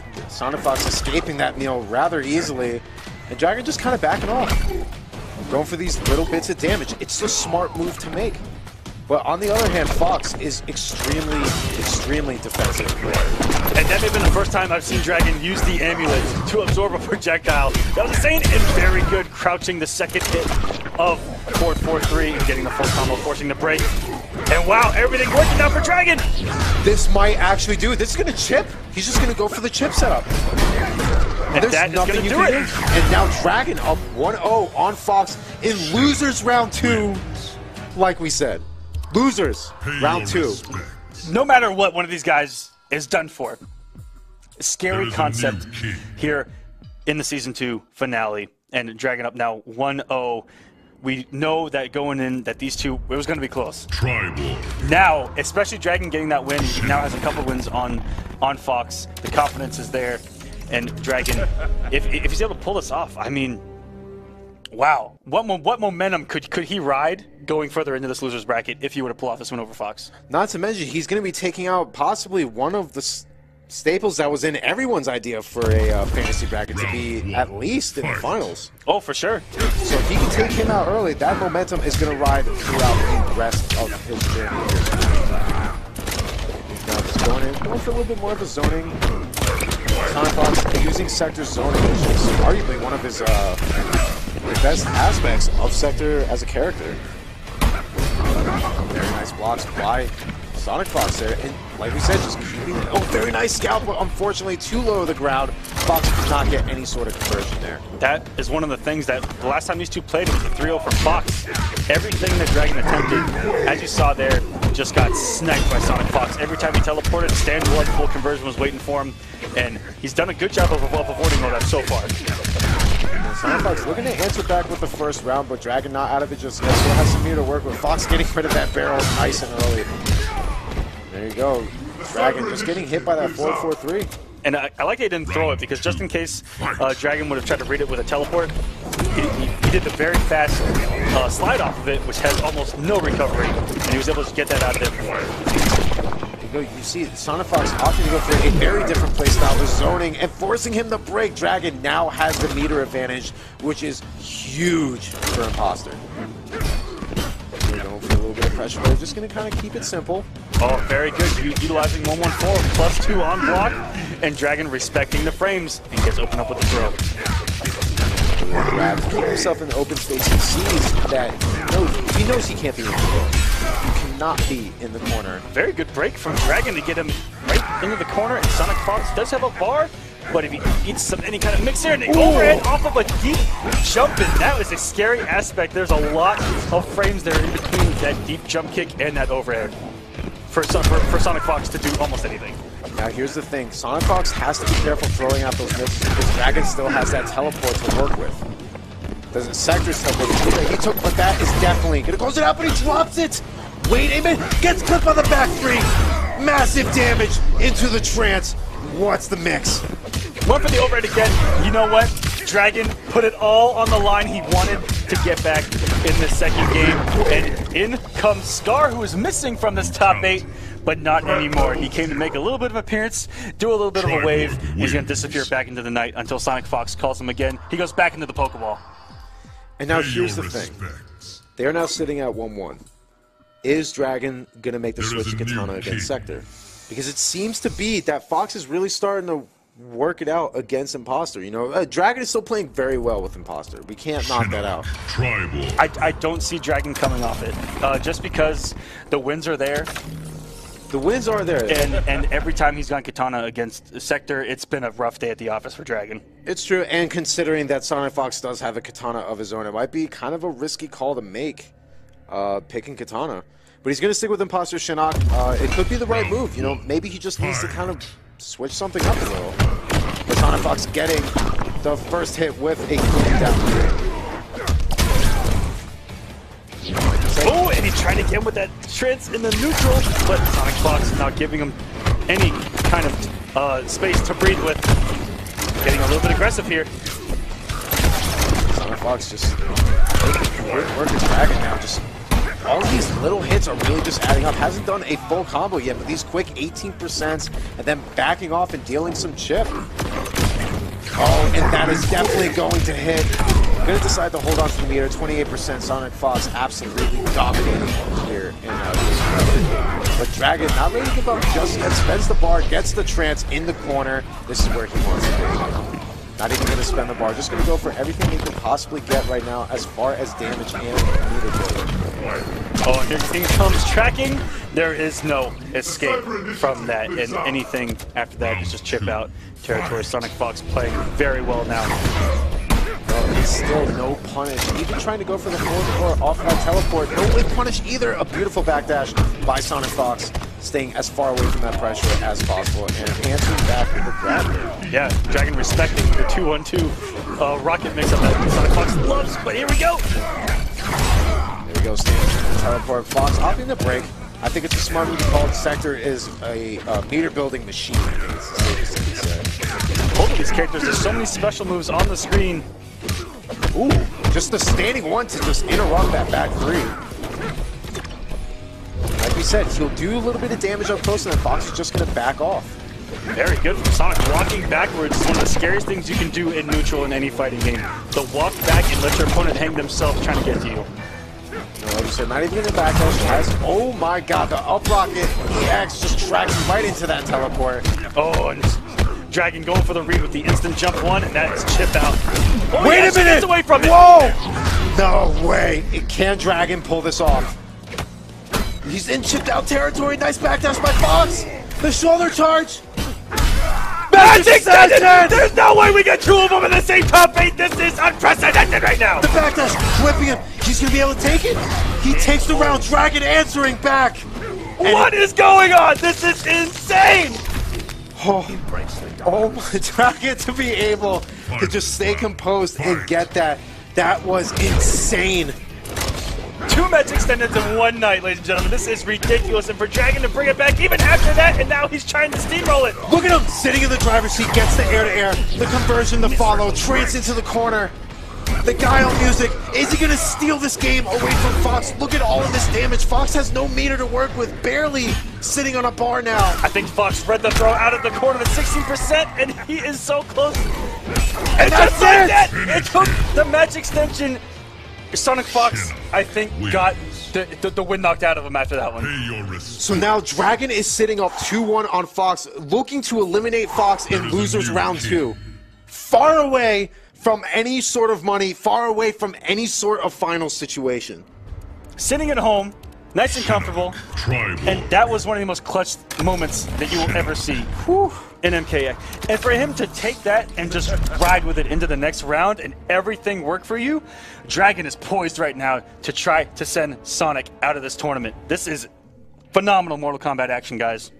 This is the Combat Cup! And they are sticking with the same characters throughout all of this set so far. No matter what happens, they're going to stick with their guns.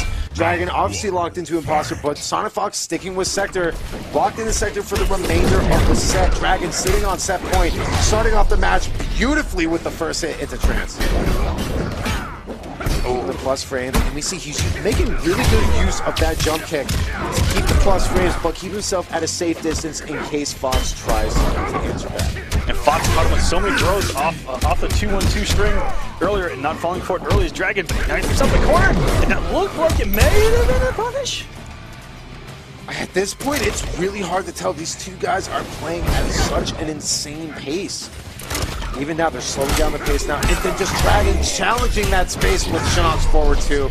So beautiful, and it just has to be working. Oh my gosh, out of nowhere, here's 20% in a round from Dragon. You gotta love that.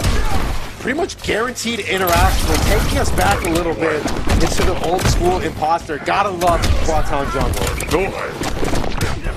Oh, and what a jump in with that jump too. From Sonic, he's gonna get positioned in the corner here. Hard knockdown, up rocket setup. Nice back dash to stay away from that forward four.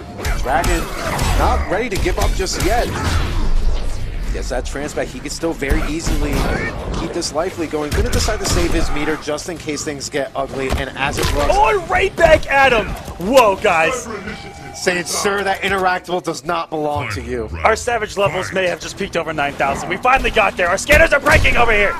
And here we go, round number 3. Dragon sitting on set point to eliminate Fox.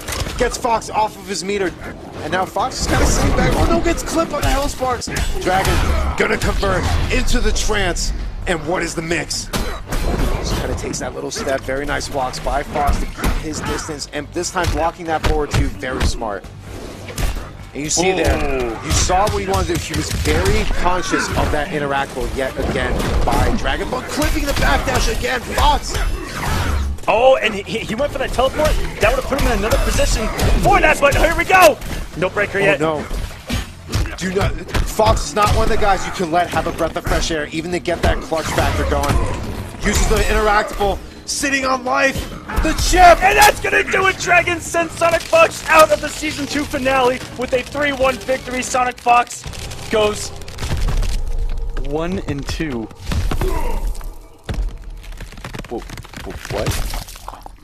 What? Fox goes 1-2. Shinnok. That was, that's losers round 2. So, yeah, that is not even finals? Yeah, I don't know if you guys knew this or if you're just joining us, but that was early. We still have a lot of games left. Throne defended. I honestly don't even know what to say. This is Leave the king of the hill until I say he's Of course he did. He ran off. He did a couple laps around the house. He grabbed his mac and cheese. He held it up. He said, "I did it! I did it!" You know what? After a performance like that, he's allowed to have craft and Lunchables. in one meal. I think he's kind of deserved that. Absolutely. And I'm sure as he's After enjoying that meal, after that match, you had to have burned off a lot of calories. But we got our next match for you guys, ladies and gentlemen. Yungmonster versus Rewind, the other side here in Losers. And now we've seen these two go at it quite a few times as well. Yeah, these guys, very young. No match history here in season number 2. Surprising, though. And here we go. Like we said, still in the loser side. Two people you wouldn't normally expect to see. Here we go, Yungmonster getting some nice chunk of damage. Pretty quick 20%, casual 20%, but keeping those plus frames. Now here's the biggest thing as Displacer Rate. The fact that his mobility is going to help control that pressure from all sizes of the map. Yeah, that teleport keeps him everywhere at all times. As you see there, Rewind's teleporting in. And Rewind, as you saw there, this character is very high in execution. And he recognized that he didn't have the stamina to actually convert that, but you saw him first time around get all 3 forward 1-2 back 2s, which is not an easy task whatsoever. And like you said, Displacer Raiden's execution is pretty demanding. Very demanding, and the damage that comes off of it is very rewarding. What a crouch on the startup. Rewind looking to get a flawless here. Oh, finally gets some chip. Yungmonster does have a history here at Kombat Cup. He does have a lot of losses against him, so luckily he doesn't get another one added. Yungmonster has to do something because Rewind is just playing his game, which is teleport, and he's getting opened up by these forward 1s, which are highs. But Jacqui herself doesn't have a lot of options, you know, low-wise to low profile. She doesn't get that much plus frames.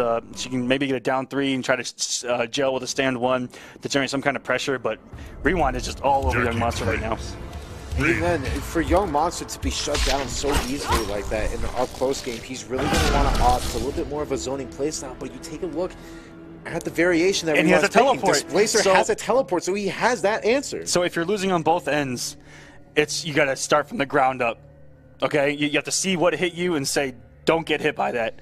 What can I do against it? Because right now, Yungmonster has his back to the wall, and Rewind looks to be in the driver's seat. Yungmonster, you know, maybe just need the game to adjust, but at the same time, Rewind is just playing just insane. Oh, finally scouts out that jump, but still no conversion. Luckily, he picked up the combo right where he left off. That is a healthy chunk of damage here, 38%, and still has that corner positioning to work with. Those plus frames are nasty to work with. That low rocket, I believe, -2 into an 8 frame midway that they were stand for. There's not a lot of room to work with, and I love these combos from Rewind. Keeping it simple. Wow, and a whip punish off the down 3, keeping it safe with the back 4 into that shocker. Rewind not out of it just yet. Yungmonster still has a life lead to work with, and the chip is slowly going down, and doesn't meet up with it. Wait a minute. Will he wake up? Tries to go away. He gets him off the meter. Okay, so... Oh, no way! This is chip territory, and that is it. What a turnaround from Rewind, and it got Young off of his resources. Absolutely savage turnaround from Rewind. Rewind stole that right out of his hands. Oh, and getting a knockdown in the corner. Here comes Rewind. Keeping him standing, keeps him guessing. Oh, what a backdash! And he didn't even have any meter to vicinity blast, so Yungmonster didn't have to respect anything there. Gets him with the simple mix. With all this damage, Yungmonster entering back, you can tell he's not happy after that first round. Pretty much not happy after this whole set. This whole set, for the most part, has been Rewind. Gets opened up by the back two. Yungmonster dishing out some serious damage. Pretty much going to put Rewind into chip territory. He's just going to let go of block, try to get away with something. Yep, looked like he woke up Superman just to try to build some bar. I'll do that. You know, we're like, F it. I want some meter, at least. There we go. Wow, beautiful whip punish there. And the stamina-less conversion with 1-1. That's exactly what you want to do. Rewind, a master of this laser right here. That's that execution we were talking about. You need to have the presence of mind to know what you can convert off of with the resources that you have. Beautiful stuff of the teleport by Yungmonster. Oh, and so many machine guns just hit back to back. That was about 5 in a row. And oh, it doesn't get to him in time for the conversion. And those 6% have been adding up. Yungmonster has the life lead right now. Ooh, and got a reversed input. Oh, didn't have the stamina to work with. He wasn't taking a look at the X-ray. He went for a down 1, and she's gonna beat this man senseless. The first X-ray of the night. Yungmonster answering back with a game of his own, tying the set 1-1 here in the loser side. Yes. So you said, you know, maybe up close didn't work game one. Another Then maybe he should resort to a little more zoning. And what he did there was he actually zoned a lot more, and it paid off. Rewind got clipped a lot, getting either the startup of the teleport, just caught standing, or trying to approach. It actually hit him a lot. And even teleporting behind, he got a couple of reversed inputs. There is a new king. Getting the machine gun the other way, where he just gets more hit advantage and he's able to generate more pressure. He played really well on that one.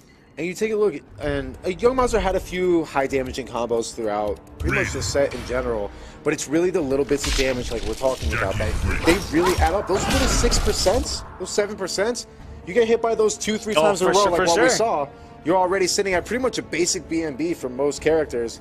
So maybe Rewind needs to keep that in mind when he decides to get a little bit antsy with his buttons, is to kind of sit back and stay away from the little bits of damage. But that was beautifully played by Yungmonster to be able to respond like that. Oh, for sure. Now we're all tied up at 1-1, guys. Here we go. Just opened up by the EX Vicinity Blast. Rewind getting that bar back for taking the first hit. Ooh, and not watching his feet. Very good backdash. He had to respect the plus frames off of 4-2, and that was a big ol' do it for the vine, hitting from 5 yards back. What a conversion, 31% for his efforts, and an anti-air the big boot. I literally don't even know what I'm watching right now. But here we go, getting massive damage. I'm just spending the bar. Just look at that life just melt away, 38%. And keeping himself. Oh, puts himself in the corner, but Rewind, I think reacting a little too late with that NJP. Okay. Okay. We saw that before. That was one of our biggest highlights of Combat Cup, was that up rocket hitting by. Can we get that? Can we capture that? That was ridiculous. What in the world? Not like this. Not again. I don't understand. I don't understand the hitbox on the rockets, and neither does Rewind, but he's not going to let it phase him. Just look at the amount of damage he's done in such a short amount of time here in round number 2. The Yungmonster managing the switch positions. It's really been a fight for the corner. Rewind closing it out with these really tough to execute displacer combos. Yeah, and both of these guys absolutely loaded going in and coming off the resources already. Yungmonster now giving Rewind 3 bars. Just going 1-1 into the back 3, getting clipped. Rewind has to break there. Didn't want to go. Wow, that was extremely risky. Paying off though. But you know he wants to push her towards the corner. But that happened. Very nice. And that's the second time that he's got the machine gun the other way, which just puts Rewind in hit advantage, teleporting in, but he's in a great position here. Oh, very good low profiling the 4-1, and Monster's done a great job of avoiding the pressure from Rewind in these past 2 games. Wait a minute, can Rewind? Wow, that was such a good standing one, and blowing the back out. Beautiful back and head gone. Now Yungmonster's up 2-1 after going down quickly. His head is gone. So, like, how do you come back from that? Pay your respect. Rewind really needs to take a step back. It seems to be, you know, Displacer really, it did the job at the beginning of the set. You know, he went up 1-0 relatively quickly, and he even had some pretty interesting clutch situations. But now we're starting to see that Yungmonster has accustomed to Displacer. It might be time for him to bring out something else. And we see here he's taking a look, but he might end up sticking with Displacer here. It might be the right call, considering this is losers. Maybe he doesn't want to risk it. Maybe this is the only matchup he's comfortable with against full auto Jacqui. Exactly. I mean, we saw him play at the highest caliber possible with who was it? We've got Cassie so far and Liu Kang. But as you said, against this character in particular, may just be Raiden in his arsenal, even though he can play at this level with other characters. Especially from any tournament ever, always go best before when you don't know what decision to make. And this is what he needs. He can still, he's doing relatively well. It's just Yungmonster is slowly starting to adapt. So now it's time for a Rewind to mix it up. He respects the +2 there.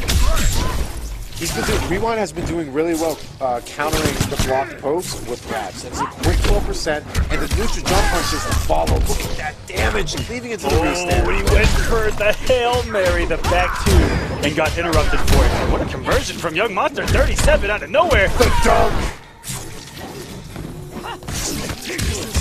Careful, can he get the conversion? And he does. That conversion, it had to have been so hard. The stamina was slowly regenerating, and If you drop it, the round is done. That was clutch as hell for Rewind.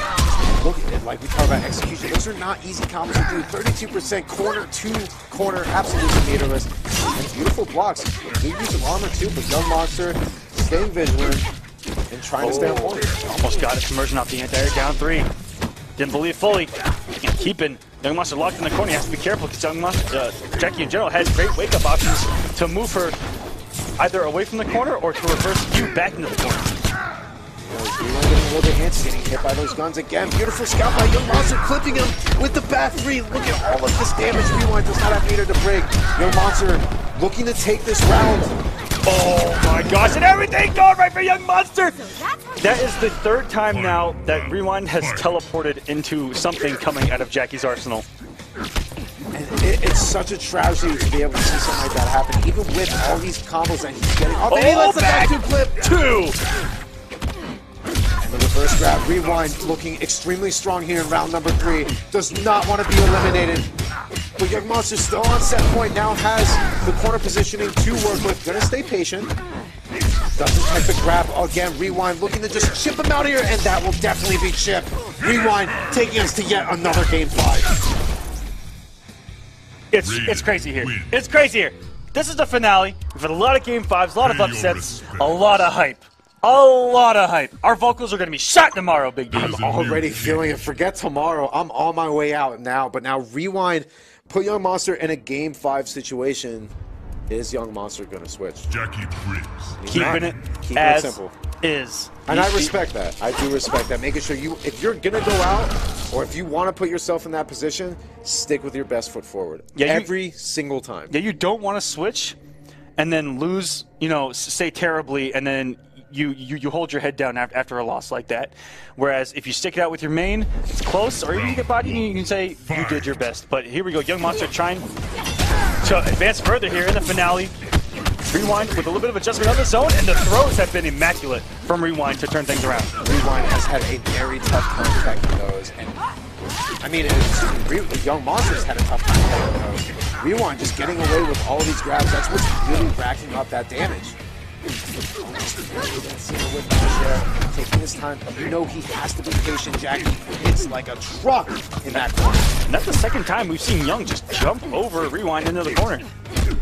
Rewind doesn't have a bar really to work with. It's really like he's going for those stacks. Yungmonster on the verge of taking this round, and that back one will certainly do it. Yungmonster sitting on set point, looking to eliminate Rewind here in the losers bracket. But Rewind, not going to stay shook, sitting on about a bar and a half of meters to work with, and just inching Yungmonster towards that corner. The Yungmonster is doing everything he can to stay on screen. And look at the meter on Yungmonster. He has taken a match with an X-ray already. Going to keep it simple. The 1-1-2, knowing that he didn't have to stand on to get the full conversion. Very nice back 3-4. Into Raiden's DP that we never, ever see. You know what? It's at that point now in a game 5 situation on the verge of elimination. Oh, what mixes off of 1-1. He has to bring everything else out now. There is no other time. Beautiful blocks again by Rewind, just waiting for his turn. Beautiful scalp with the neutral jump punch misses, and another grab, giving him the life lead and the meter lead. Another grab. Is he going to go for another grab? Going to go for the vicinity blast, trying to chip him out. Such a clutch block, and savagely coming in with the Superman. And look where he is right now. Yungmonster has no meter to work with and has his back towards the corner. Rewind going to take his time, and he knows if he gets Yungmonster in that corner, it is over. And vice versa, as Yungmonster was inching him closer to the corner as well. He found himself out, but he puts himself back in there without positioning. He's just changing every other couple seconds. And here we go. Here's that corner damage. Going to keep him standing here. No, he's going to go for the max damage, 33%. Very nice blocks by Young. The pressure is there. Nice jump across, getting out of the corner. Yungmonster switching positions here. Clutch blocks on the couple back 2s that Yungmonster has thrown. Oh no! And just got his back. And just like that, Rewind with the huge turnaround in the 2nd round of that game 5 in the final moments. So clutch, and that is going to do it. Rewind eliminating Yungmonster and moving on in losers. Rewind still absolutely lights out. And iLuusions is going to stick with Sorcerer Quan. I think it's a smart move, considering Mileena does have a little bit of a tough time dealing with that armored portal when it's already out, but has a little bit easier time keeping it off. But if iLuusions gets that portal going, it's going to be big trouble for Semiij. So just going to keep their distance. iLuusions stealing that first hit away with that down 3. Oh, and a lot of straight hits that have gone unconverted, but finally Semiij gets one with the strike. And there, the armor portal in the play, but jumping out of it, a grave mistake. And now he has nothing to work with. The jump over again. Is iLuusions going to be able to close the gap and keep that air superiority against Semiij? Here we go. That is just armor on armor. There is almost nothing you can do about that, and everything becomes a launcher. And that is going to be close to the first round, and he can just put up another portal. It's going to be raining armor. It's somebody hit. He's excited. He breaks the armor. Wait a minute. He's giving Semiij a chance to come back, and that is not something you want to do. That's the armor hit. Oh, no. That's death. That's 100% death. No doubt he is kicking himself right now. You cannot give Semiij a chance to come back ever. 99 out of 100. You don't lose that situation. And it just happened here in Winners Finals of the Kombat Cup Season 2 finale. This is getting ridiculous, ladies and gentlemen. There goes Semiij all over him like white on rice. Just getting all of these conversions and stopping him from getting that portal out. Mileena does such a good job shutting that down. There's a couple stagger strings building up. Semiij already almost has another bar to work with, a bar and a half on Semiij's side. iLuusions will almost have a bar to work with after this portal comes into play. And breaks the armor. Semiij, you need to stop it, young man. You're not supposed to be able to do these kind of things, and you're doing them. You know what happened there, actually? The inputs got reversed. I think he wanted that standing 3 or a down 3, but he got the trance because Semiij switched positions on him. Ended up going with the punish. iLuusions immediately going into game number 2. There you go, nice blocks by iLuusions. Down 3 and the down 1. That is the absolute classic. Oh, and utilizing the plus frames on the down 4 to come in with a mix. I love when iLuusions does that. That's something that you rarely see from Quan. And a big drop. Didn't get the damage into the room, or into the portal, but he still got the portal up. There you go, he's just building up some meter and has that armor to work with it. Wow, it almost gets it off again, but there you go. Semiij immediately locking that down. That was such a tricky spot.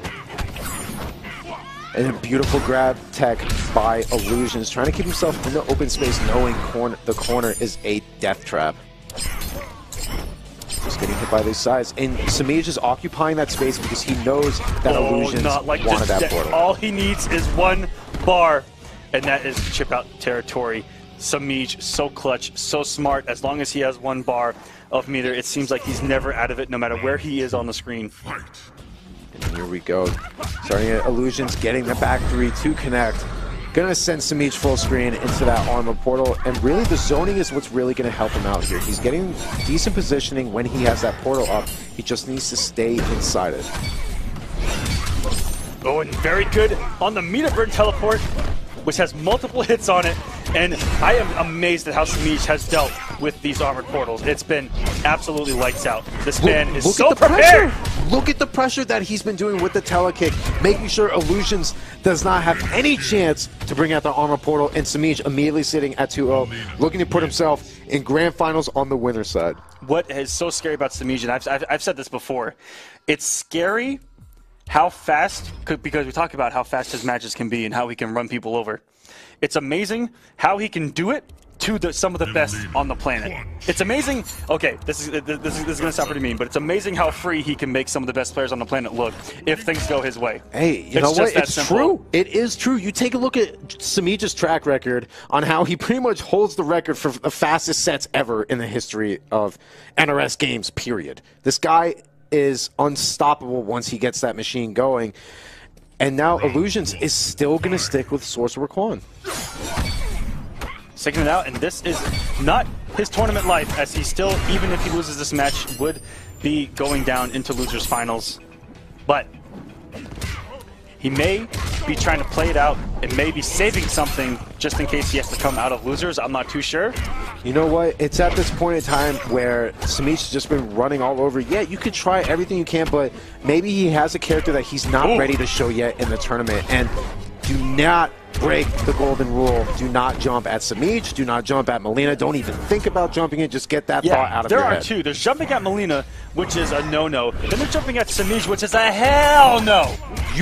When has it ever actually worked against Semiij? And a raw trance. Semiij going for an easier punish. Could have got a little bit more on the table, but you know what? At this point, look at the conversions. He tried to jump out of the corner.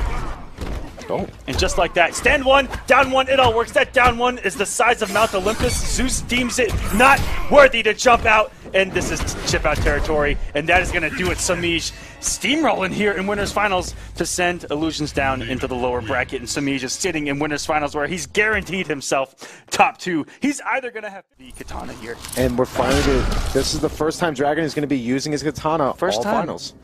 And that's going to be interesting because not only is he going Kitana, he's going Assassin. He's not going to go with Royal Storm, which I think is the right call considering displace a Raiden outside of that Lightning Ball. Projectile isn't really a threat. So he's going to go with Assassin, establish that threat of the parry early on, and we'll have to see how it plays out. Yeah, he wants the added up-close potential damage in Mind Game, because if he just resorts to the zoning, the full-screen style of Royal Storm, that teleport could come back to bite him. Wow, and just narrowly getting that punish. Whoa. Very tough punish on the fan lift there. And that was a very long distance. I thought that was going to drop, but 32% meterless. That's Displacer. If you have the execution, is you get such a high reward. There's a grab, but he puts himself in the corner. No doubt, definitely immediately putting himself out, realizing that is a huge mistake. And the sweet spot Dragon answering back after a failed anti-air attempt on Rewind's side. Look at that damage. Gonna end it early to get that buff going, and this is where it's gonna hurt. Oh! No way, the damage buff is still active. And wow, rest in peace.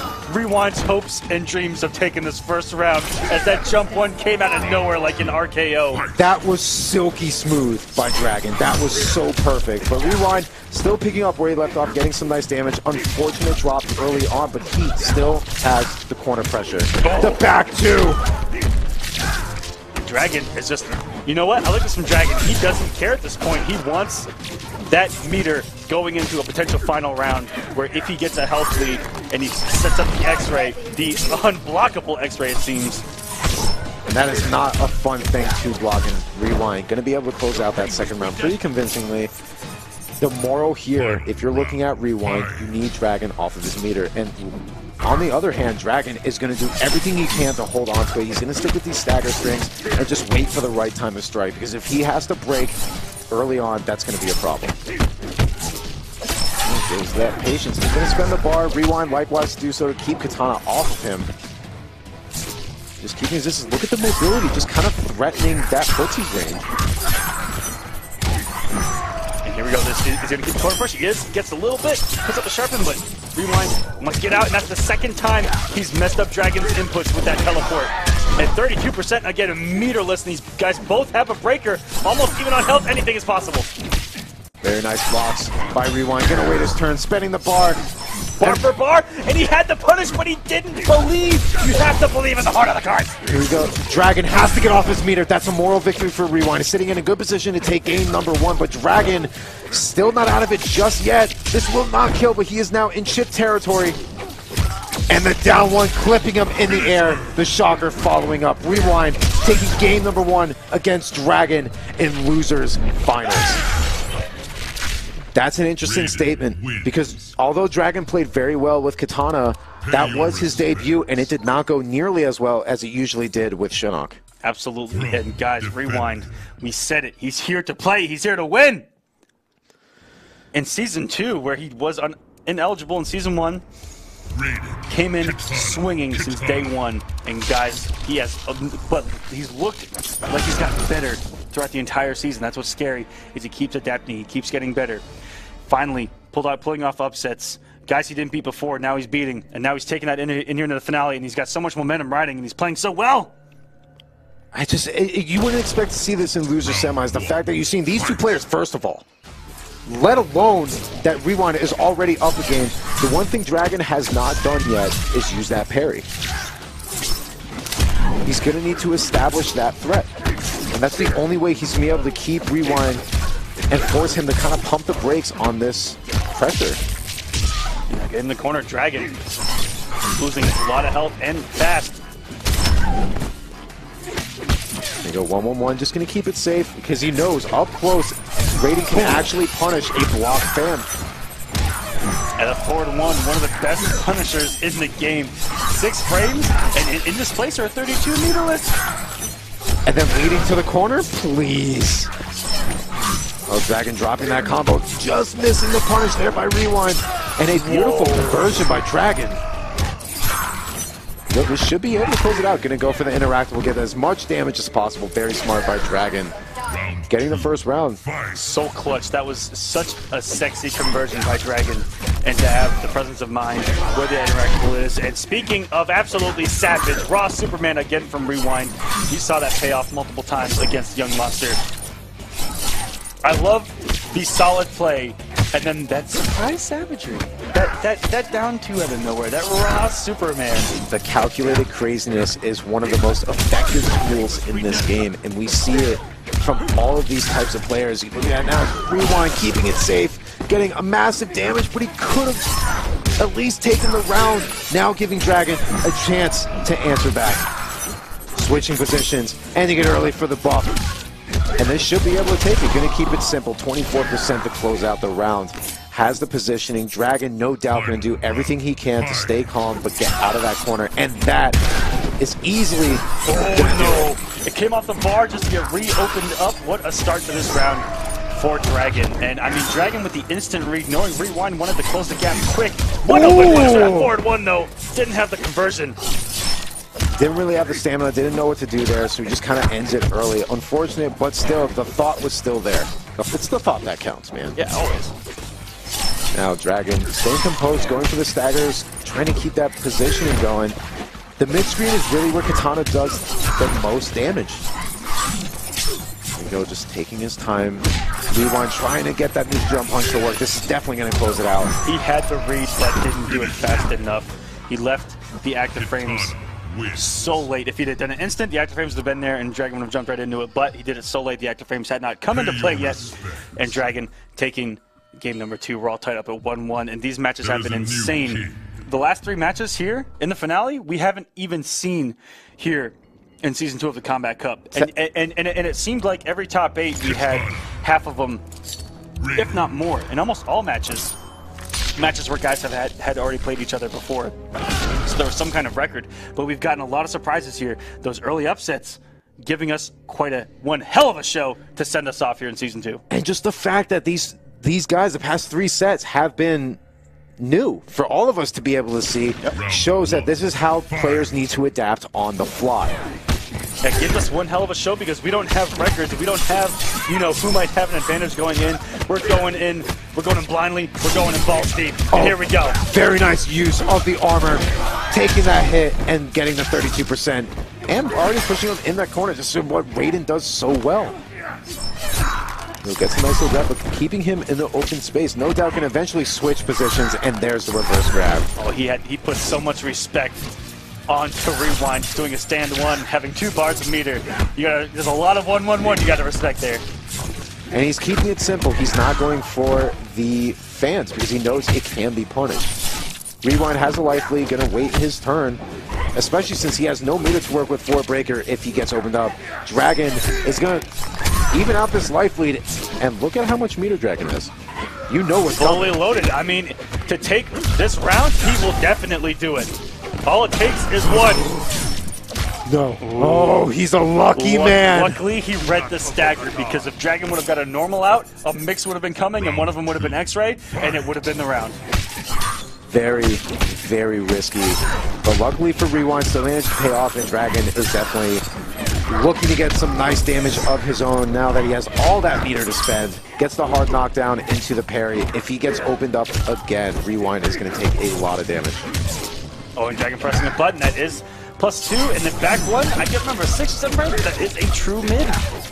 And Dragon needs to be very careful throwing out that forward 2-string. Rewind has been able to blow it up by with punishing it after that teleport. That's a huge threat that Dragon needs to keep in the back of his mind. Oh, put himself in the corner! Down one into Shocker. Rewind. Down one Shocker, down one Shocker. We've got some tactics right now. And Rewind taking the game with just a regular raw Superman. He is now up 2-1 on Dragon. That was savage. Raiden What is happening right now? Rewind just all of a sudden... Pay your respects. What, the hyperbolic time chamber is real? Is that what it is? I mean, you just go there, and you know what? You train for 20 years, you come out 5 minutes later, and you go, what?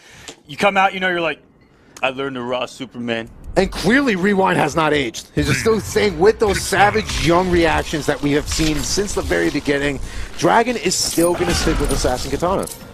He's locked himself in.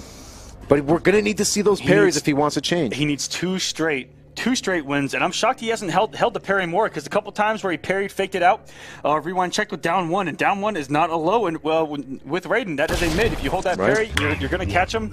It's something that we haven't seen yet, but we'll see if Dragon tries to implement anything like that in his pressure going into here. But first hit, first blood, going to Rewind. And Dragon going to answer back, get him immediately off of that meter after whip punishing that. So now ends the combo early, gets the buff, and a nice little conversion here with the buff is going to do a lot of damage. Look at it go, and it's not finished, but it ends early due to the drop. Taking his time, just trading a couple little pokes in there. No reason to always rush for the big damage there. Very nice conversion, but another unfortunate drop. There's that parry. Shades of Star Charger, canceling into the parry and going for that grab. Luckily, we haven't seen that down one lift yet. Not yet, but you know what? At this time, with Dragon being down 2-1, it might be time to start bringing out all the tricks in the book. Rewind just missing that Superman, but teleporting right back into the action. Just down one and canceling that forward 2-string. That forward 2-string has not been working out too well for Dragon. 9 times out of 10 it's been whip punish, and the other one time it just gets blocked. Here we go. He got Dragon off the meter already. Any straight hit could be death. No, he didn't believe. There he goes. Dragon just getting. Oh, he's getting off all the. What a beautiful hit conversion, and he's putting himself in the set point. Was ridiculous. That was ridiculous. Rewind like a bat out of hell with these conversions. Dragon on his tournament life right now, on the verge of being eliminated before the finals, where he was doing pretty much better last season. He's really feeling the pressure right now. Yeah, and this is match point, but Dragon is running away with this right now. He's trying to tie us up at 2-2. He needs 2 straight rounds, and then 2 rounds after in a down 1 DP. And a flawless to answer back. He is mad, and rightfully so. He's not ready to give up just yet. Dragon, one of the most formidable players in the scene right now, is not ready to give up without a fight. He staggers from Rewind. Absolutely insane. Big boot whipping. Doesn't fall for double overhead. Nice blocks by Rewind and be able to block that back too. Not really afraid of Kitana's low options. Oh, that would have been so beautiful. Anti-air missiling Dragon out the air with that forward one. And wow, very good. The first time we've seen someone blow up a down one rising blade. And this health is going away so fast for Dragon. Rewind is so close to edging this out and advancing on into Losers Finals. He gets the grab. Dragon has a lot of meter to work with, but that's gonna do it. He has no more stamina with that instant run, and Rewind is gonna make Losers Finals. He makes top 3, eliminating Dragon. We don't have a Dragon or a Fox in top 4. And Rewind has now added another scalp to his collection. Unbelievable. Raiden. I mean, what better way? Fatality. What better way to keep that tournament going than to have a 3-1 victory over one of... You know what, the instant air guns and the EX guns may be an equal option, even full screen against that armor portal. Instant air gunshot, take him off immediately. But as we're saying that, never mind. He does like the confidence that he's built the last 2 games with Raiden, and we're going into this Losers Finals match. One of these guys is going to go into Grand Finals against Semiij. And if for some reason Raiden doesn't work, he knows he has that character on deck ready to go. iLuusions getting the first hit with a down 3, but no trance to follow up with, giving Rewind the chance to get all this damage into pressure.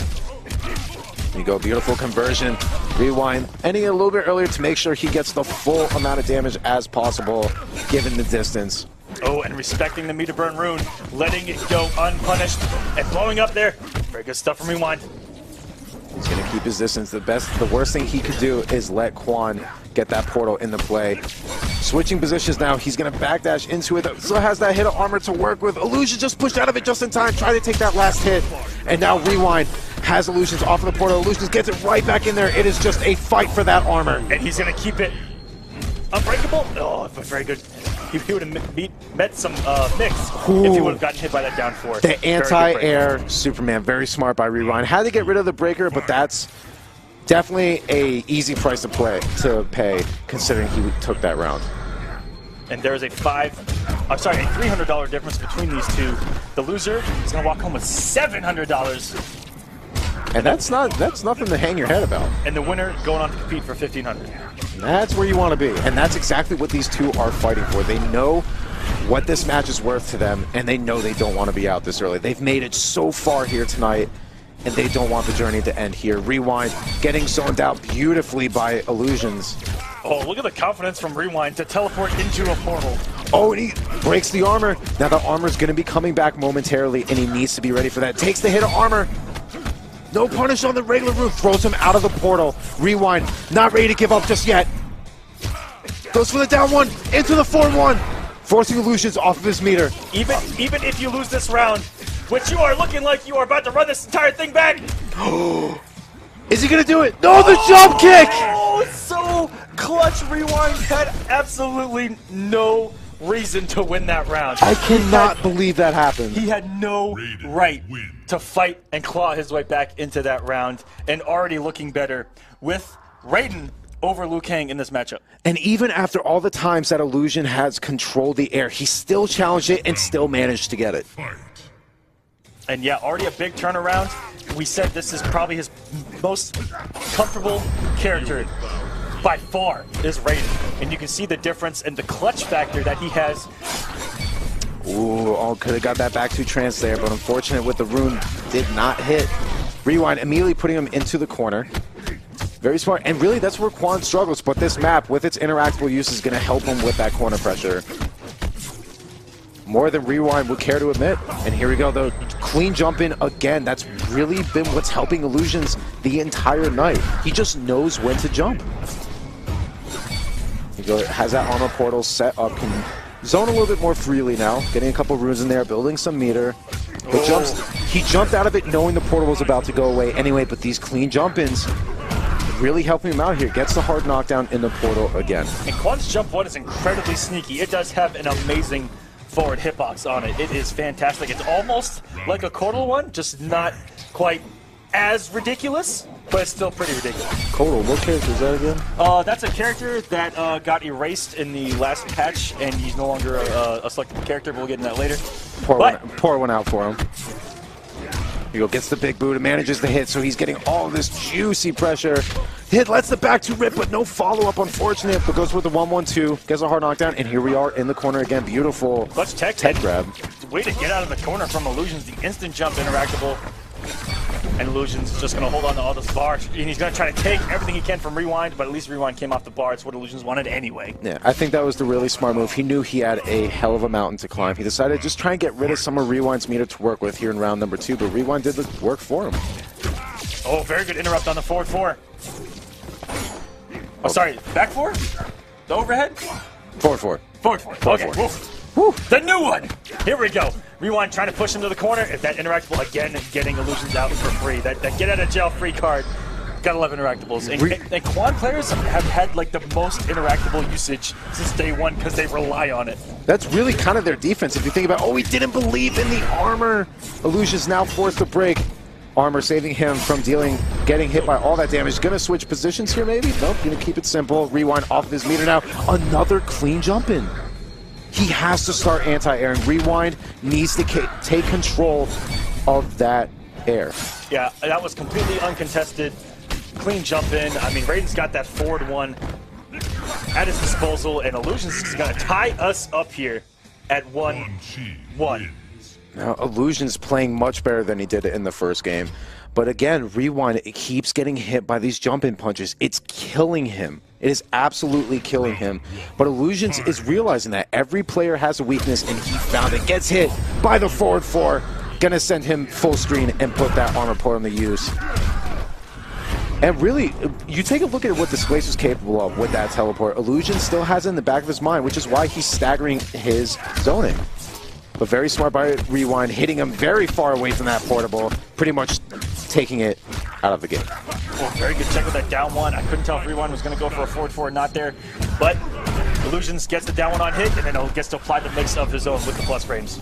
Wow, and that teleport is really helping out Rewind against this pressure, but at the same time, Illusions is just doing so well right now. It looks like it took him a game to adjust, but now he's just been kind of running through him. Oh, and no punish. Get punished.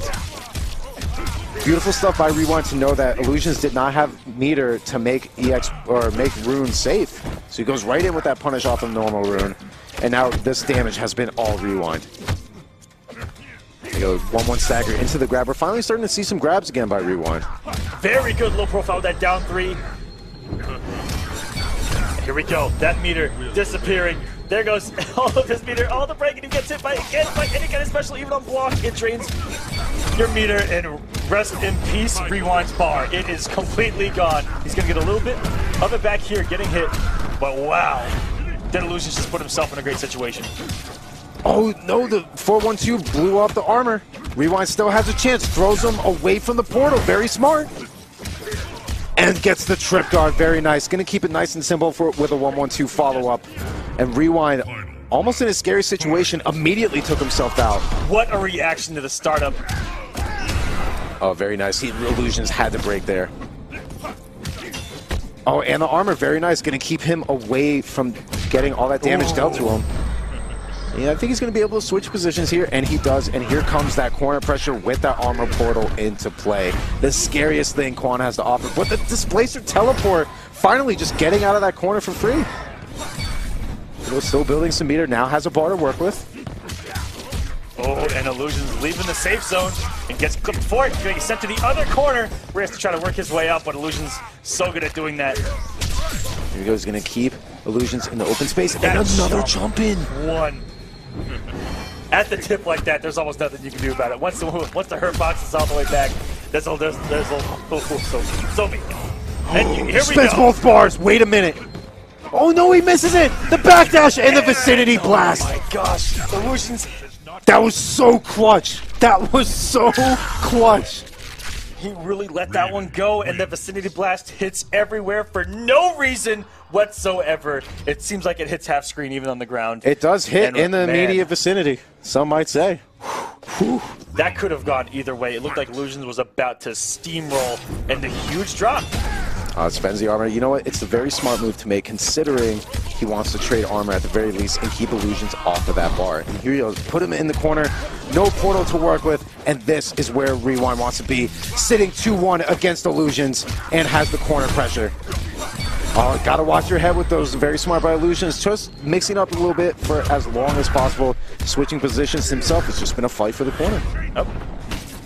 Very good block. That's so hard. So hard. That is so fast. These pokes are really helping him out here. Oh no conversion there. That could have closed out the round. And another jumping punch. Oh. Someone is gonna get the memo. Eventually. Oh, it almost drops it, but luckily does a string that has been seen twice in existence. The forbidden string. Oh, and the dunk trading, keeping Illusions away from that. We used to say back in the day, Quan's best mid, instant neutral jump punch. It really is. I mean, we saw the hitbox on that. Oh, and dunked him right back, but oh, it doesn't get the vicinity blast to work against the combo. Here we go, just using that interactable again to get out of the corner. Illusions looking to take us into a game 5. Rewind refusing to let that happen right now, pushing him to the corner. And here comes all of that terrifying pressure, especially if you're a Quan. There we go, just getting in pressure. And look at the meter that he's building. Forget the chip. Wow, and doesn't even check the shocker off block. I would have read Rewind not coming off another bar. Going in here. Oh! He had the right read to run in to get aggressive. At least he got iLuusions out of that portal. Oh, teleporting into the corner. Beautiful trip guard with that forward one. Rewind. Like we said, on set point, looking to go in the grand finals and face Semiij. This is big meatless damage.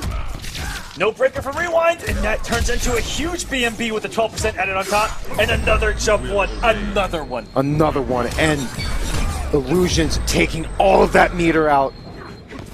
Just misses the conversion again. Catches the backdash, and Rewind is now going to grand finals. Eliminating iLuusions. Wow. What?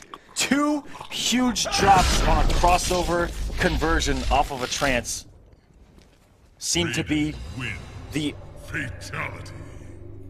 weakness there in his corner, because wow. One. Dragon's picking this matchup as well. Imposter Shinnok. That's scary to say, because we have not seen his imposter in a very, very, very long time. And Semiij hasn't either. But at the same time, Semiij and Dragon have definitely had their fair share of experiences together. So you know Semiij, being the player that he is going to be ready for imposter. It's really more of a question of if Rewind is comfortable enough to deal with a monster like Semiij. The only thing he has on his side right now is the element of the unknown, because Semiij, you saw earlier, was ready for Dragon's imposter Shinnok. He was incredibly ready to the point of getting 3 0'd. And here we are, your Season 2 Grand Finals, match number 1. Semiij losing the first hit bonus to Rewind, but gets that grab to put himself in a little bit of a life lead, but Rewind is not going to let that slide without a grab of his own.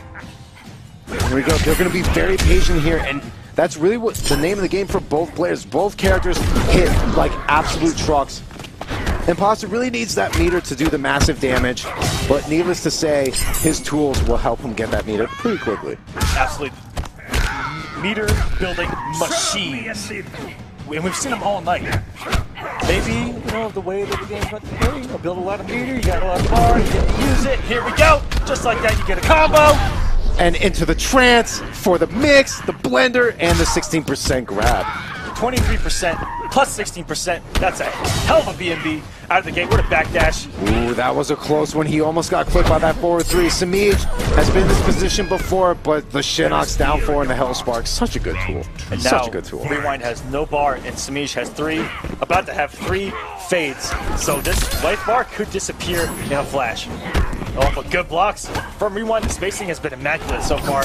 He's just stayed away from the staggers of Semiij and playing the up-close game so well. There we go, forward 2-1, and there's that EX face. He needs to be careful that if Rewind doesn't try to bait that out, Semiij is going to run all over him with that. But a beautiful back grab by Rewind. You normally see Semiij ready with the text with those. And gets clipped by the back 3, but no punish, no follow-up again.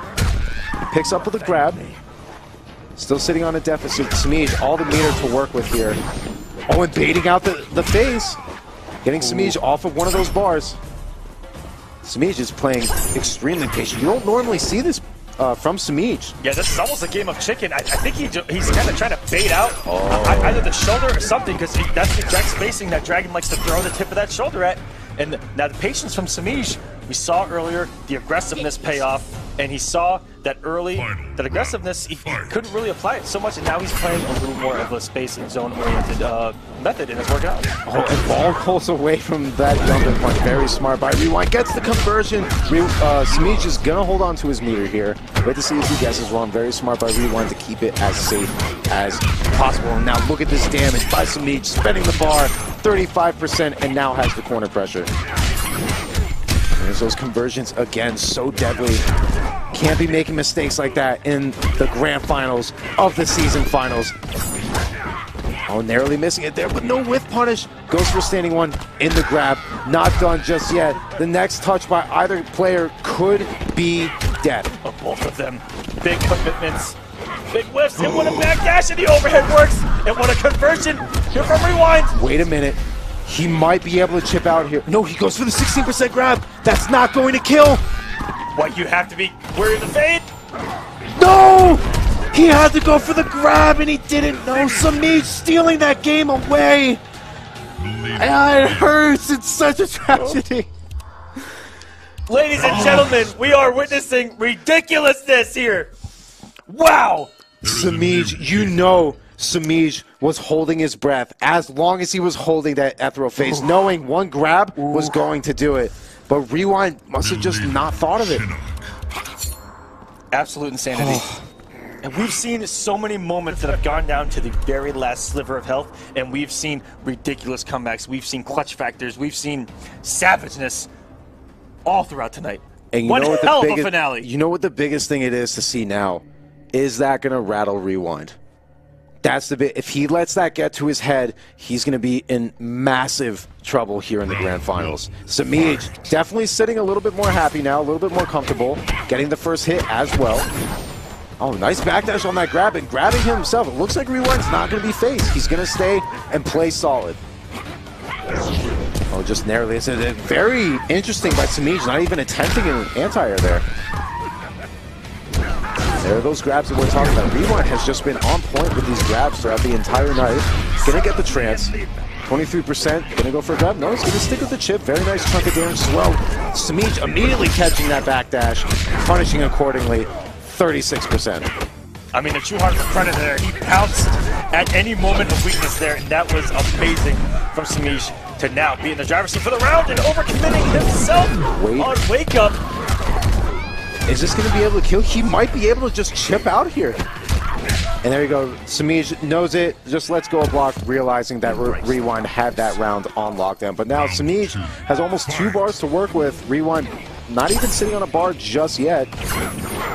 Oh, very close. Almost got win punish with that, but that will certainly be a punish. Wow, a drop.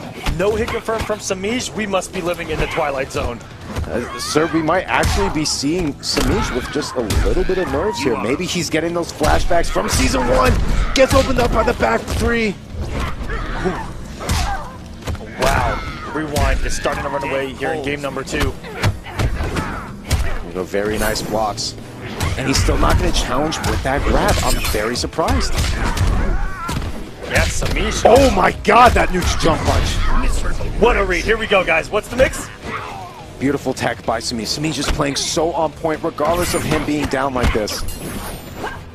Just waiting for Rewind to make a mistake. Put a backdash on the fade, and that should do it with a big drop. No! You don't give Semiij this chance. You know, beautiful blocks by... No way! Is this gonna kill? It's not gonna kill. And he's gonna try and get some chip on him, and the reverse grab. Did you just see this man? Who's meant to see the down one into EX fade in the grab? Is that what we do? Is that what we do to try to win the Combat Cup? This man's a savage. That was ridiculous. Rewind is absolutely kicking himself right now. Semiij, no doubt, has a smile on his face. Even now, Rewind's gonna dish out some good damage here, but he needs to stay composed. He has lost way more than he can count, just based off of Soul unfortunate chokes. He needs to stay composed, and while he's trying to stay composed, Semiij dishing out all of this damage, 31% into some nice chip. He still has a chance, nice walk up that shimmy, proving to be so lethal against most of the community. It's a very strong tool, very simple, and very, very good. What spacing from Rewind as well, but there we go. A fade in the dream. This is all he needs to do. There's the throw. And as we know, he's always going to try and keep it simple there. He's not going to risk it when it gets that close in life. Now Semiij, looking to keep his record going for pretty much the entire night, has still not... One game away from winning this without dropping with game. a perfect score. An absolute perfect score. Before the set even started, he was 9-0. He is now 11-0. That is the mark of pure dominance. And Rewind's still going to stick with Imposter. Now stuck with Imposter the remainder of the set. We're going to have to see if he could do something to be able to come back, but... They've been close, but heartbreakers as Semiij is just taking these games, it seems, when Rewind's put himself in position to win both of them. It seems to be that he's just missing one little factor that's stopping him from closing out some of these games. We could have very easily at least seen a tied set right now. Oh, easily. Here we go. Rewind has always been in these positions. He's always gotten the first hit, it seems. He's got these health lead, and then Semiij with one read here, one read there, gets himself back in these rounds and just clutches them out. Go down one into another grab. Rewind so on point with these grabs. Semiij, you don't normally see him get grabbed like that. He's usually very quick with the text. Just as you saw there. There you go. Going with the down one, he's going to try and just keep that pressure up close and personal. There are those staggers, and he's going to be able to convert. Getting rewind off of that meter. The next hit by Semiij will no doubt put him on tournament point. But rewind going to open him up with the 4-2-1, but doesn't go with the trance. Oh, and what a trade! Everyone couldn't keep that plus. And just like that, in the fade, giving him the position of the corner, everything Semiij wanted. He said, thank you, sir, I'll take that into my tournament point. Semiij sitting on tournament point, looking to have a perfect record here tonight. Wow, a standing one anti-air by rewind. You rarely see that as imposter Shinnok goes for a 16% grab, but putting himself in the corner. Oh, and the whipping the throw didn't get enough run. Cancel it a little too early, but it's okay. It didn't hurt him too much here. He's taking his time there. He needs to be very patient. He knows Semiij is smelling blood. There is blood in the water, and rewind needs to stay composed. He is now off of all of his resources and needs to stay extremely patient. Beautiful whip punish, but no conversion. Again, keeps it simple. That's a lot of damage being left on the table. Thankfully, he's getting these grabs. Again, but as you mentioned, no hit confirming into any trances, nothing. He's keeping it simple though. It's working. Hasn't been incredibly effective though, but he stays alive with just the tip of the shoulder. Now, Semiij has well over 2 bars to work with. He's still sitting in a very good spot, and this is going to do a lot of damage, putting him in a great position, not only with his corner damage, but pressure as well. And I love rewind. He is checking Semiij button for button. He's being aggressive. There you go, another grab. He's been so successful, probably the most successful with grabs that we've ever seen. Just getting the extra damage. Semiij so close to being on set point, keeping it simple, keeping it quick. These staggers doing so much chip. Gets the grab. Rewind on so close to being eliminated. Wait a minute, he's not done yet. Nobody gets another drop. That's unfortunately going to keep the plus frames in his side. Semiij, and it goes with the chip. Semiij is your Season 2 champion here at the Kombat Cup. Congratulations, sir. We, as spectators, have been almost waiting for this. The man is just too good not to be where he is right now, winning the whole thing. He's just that good.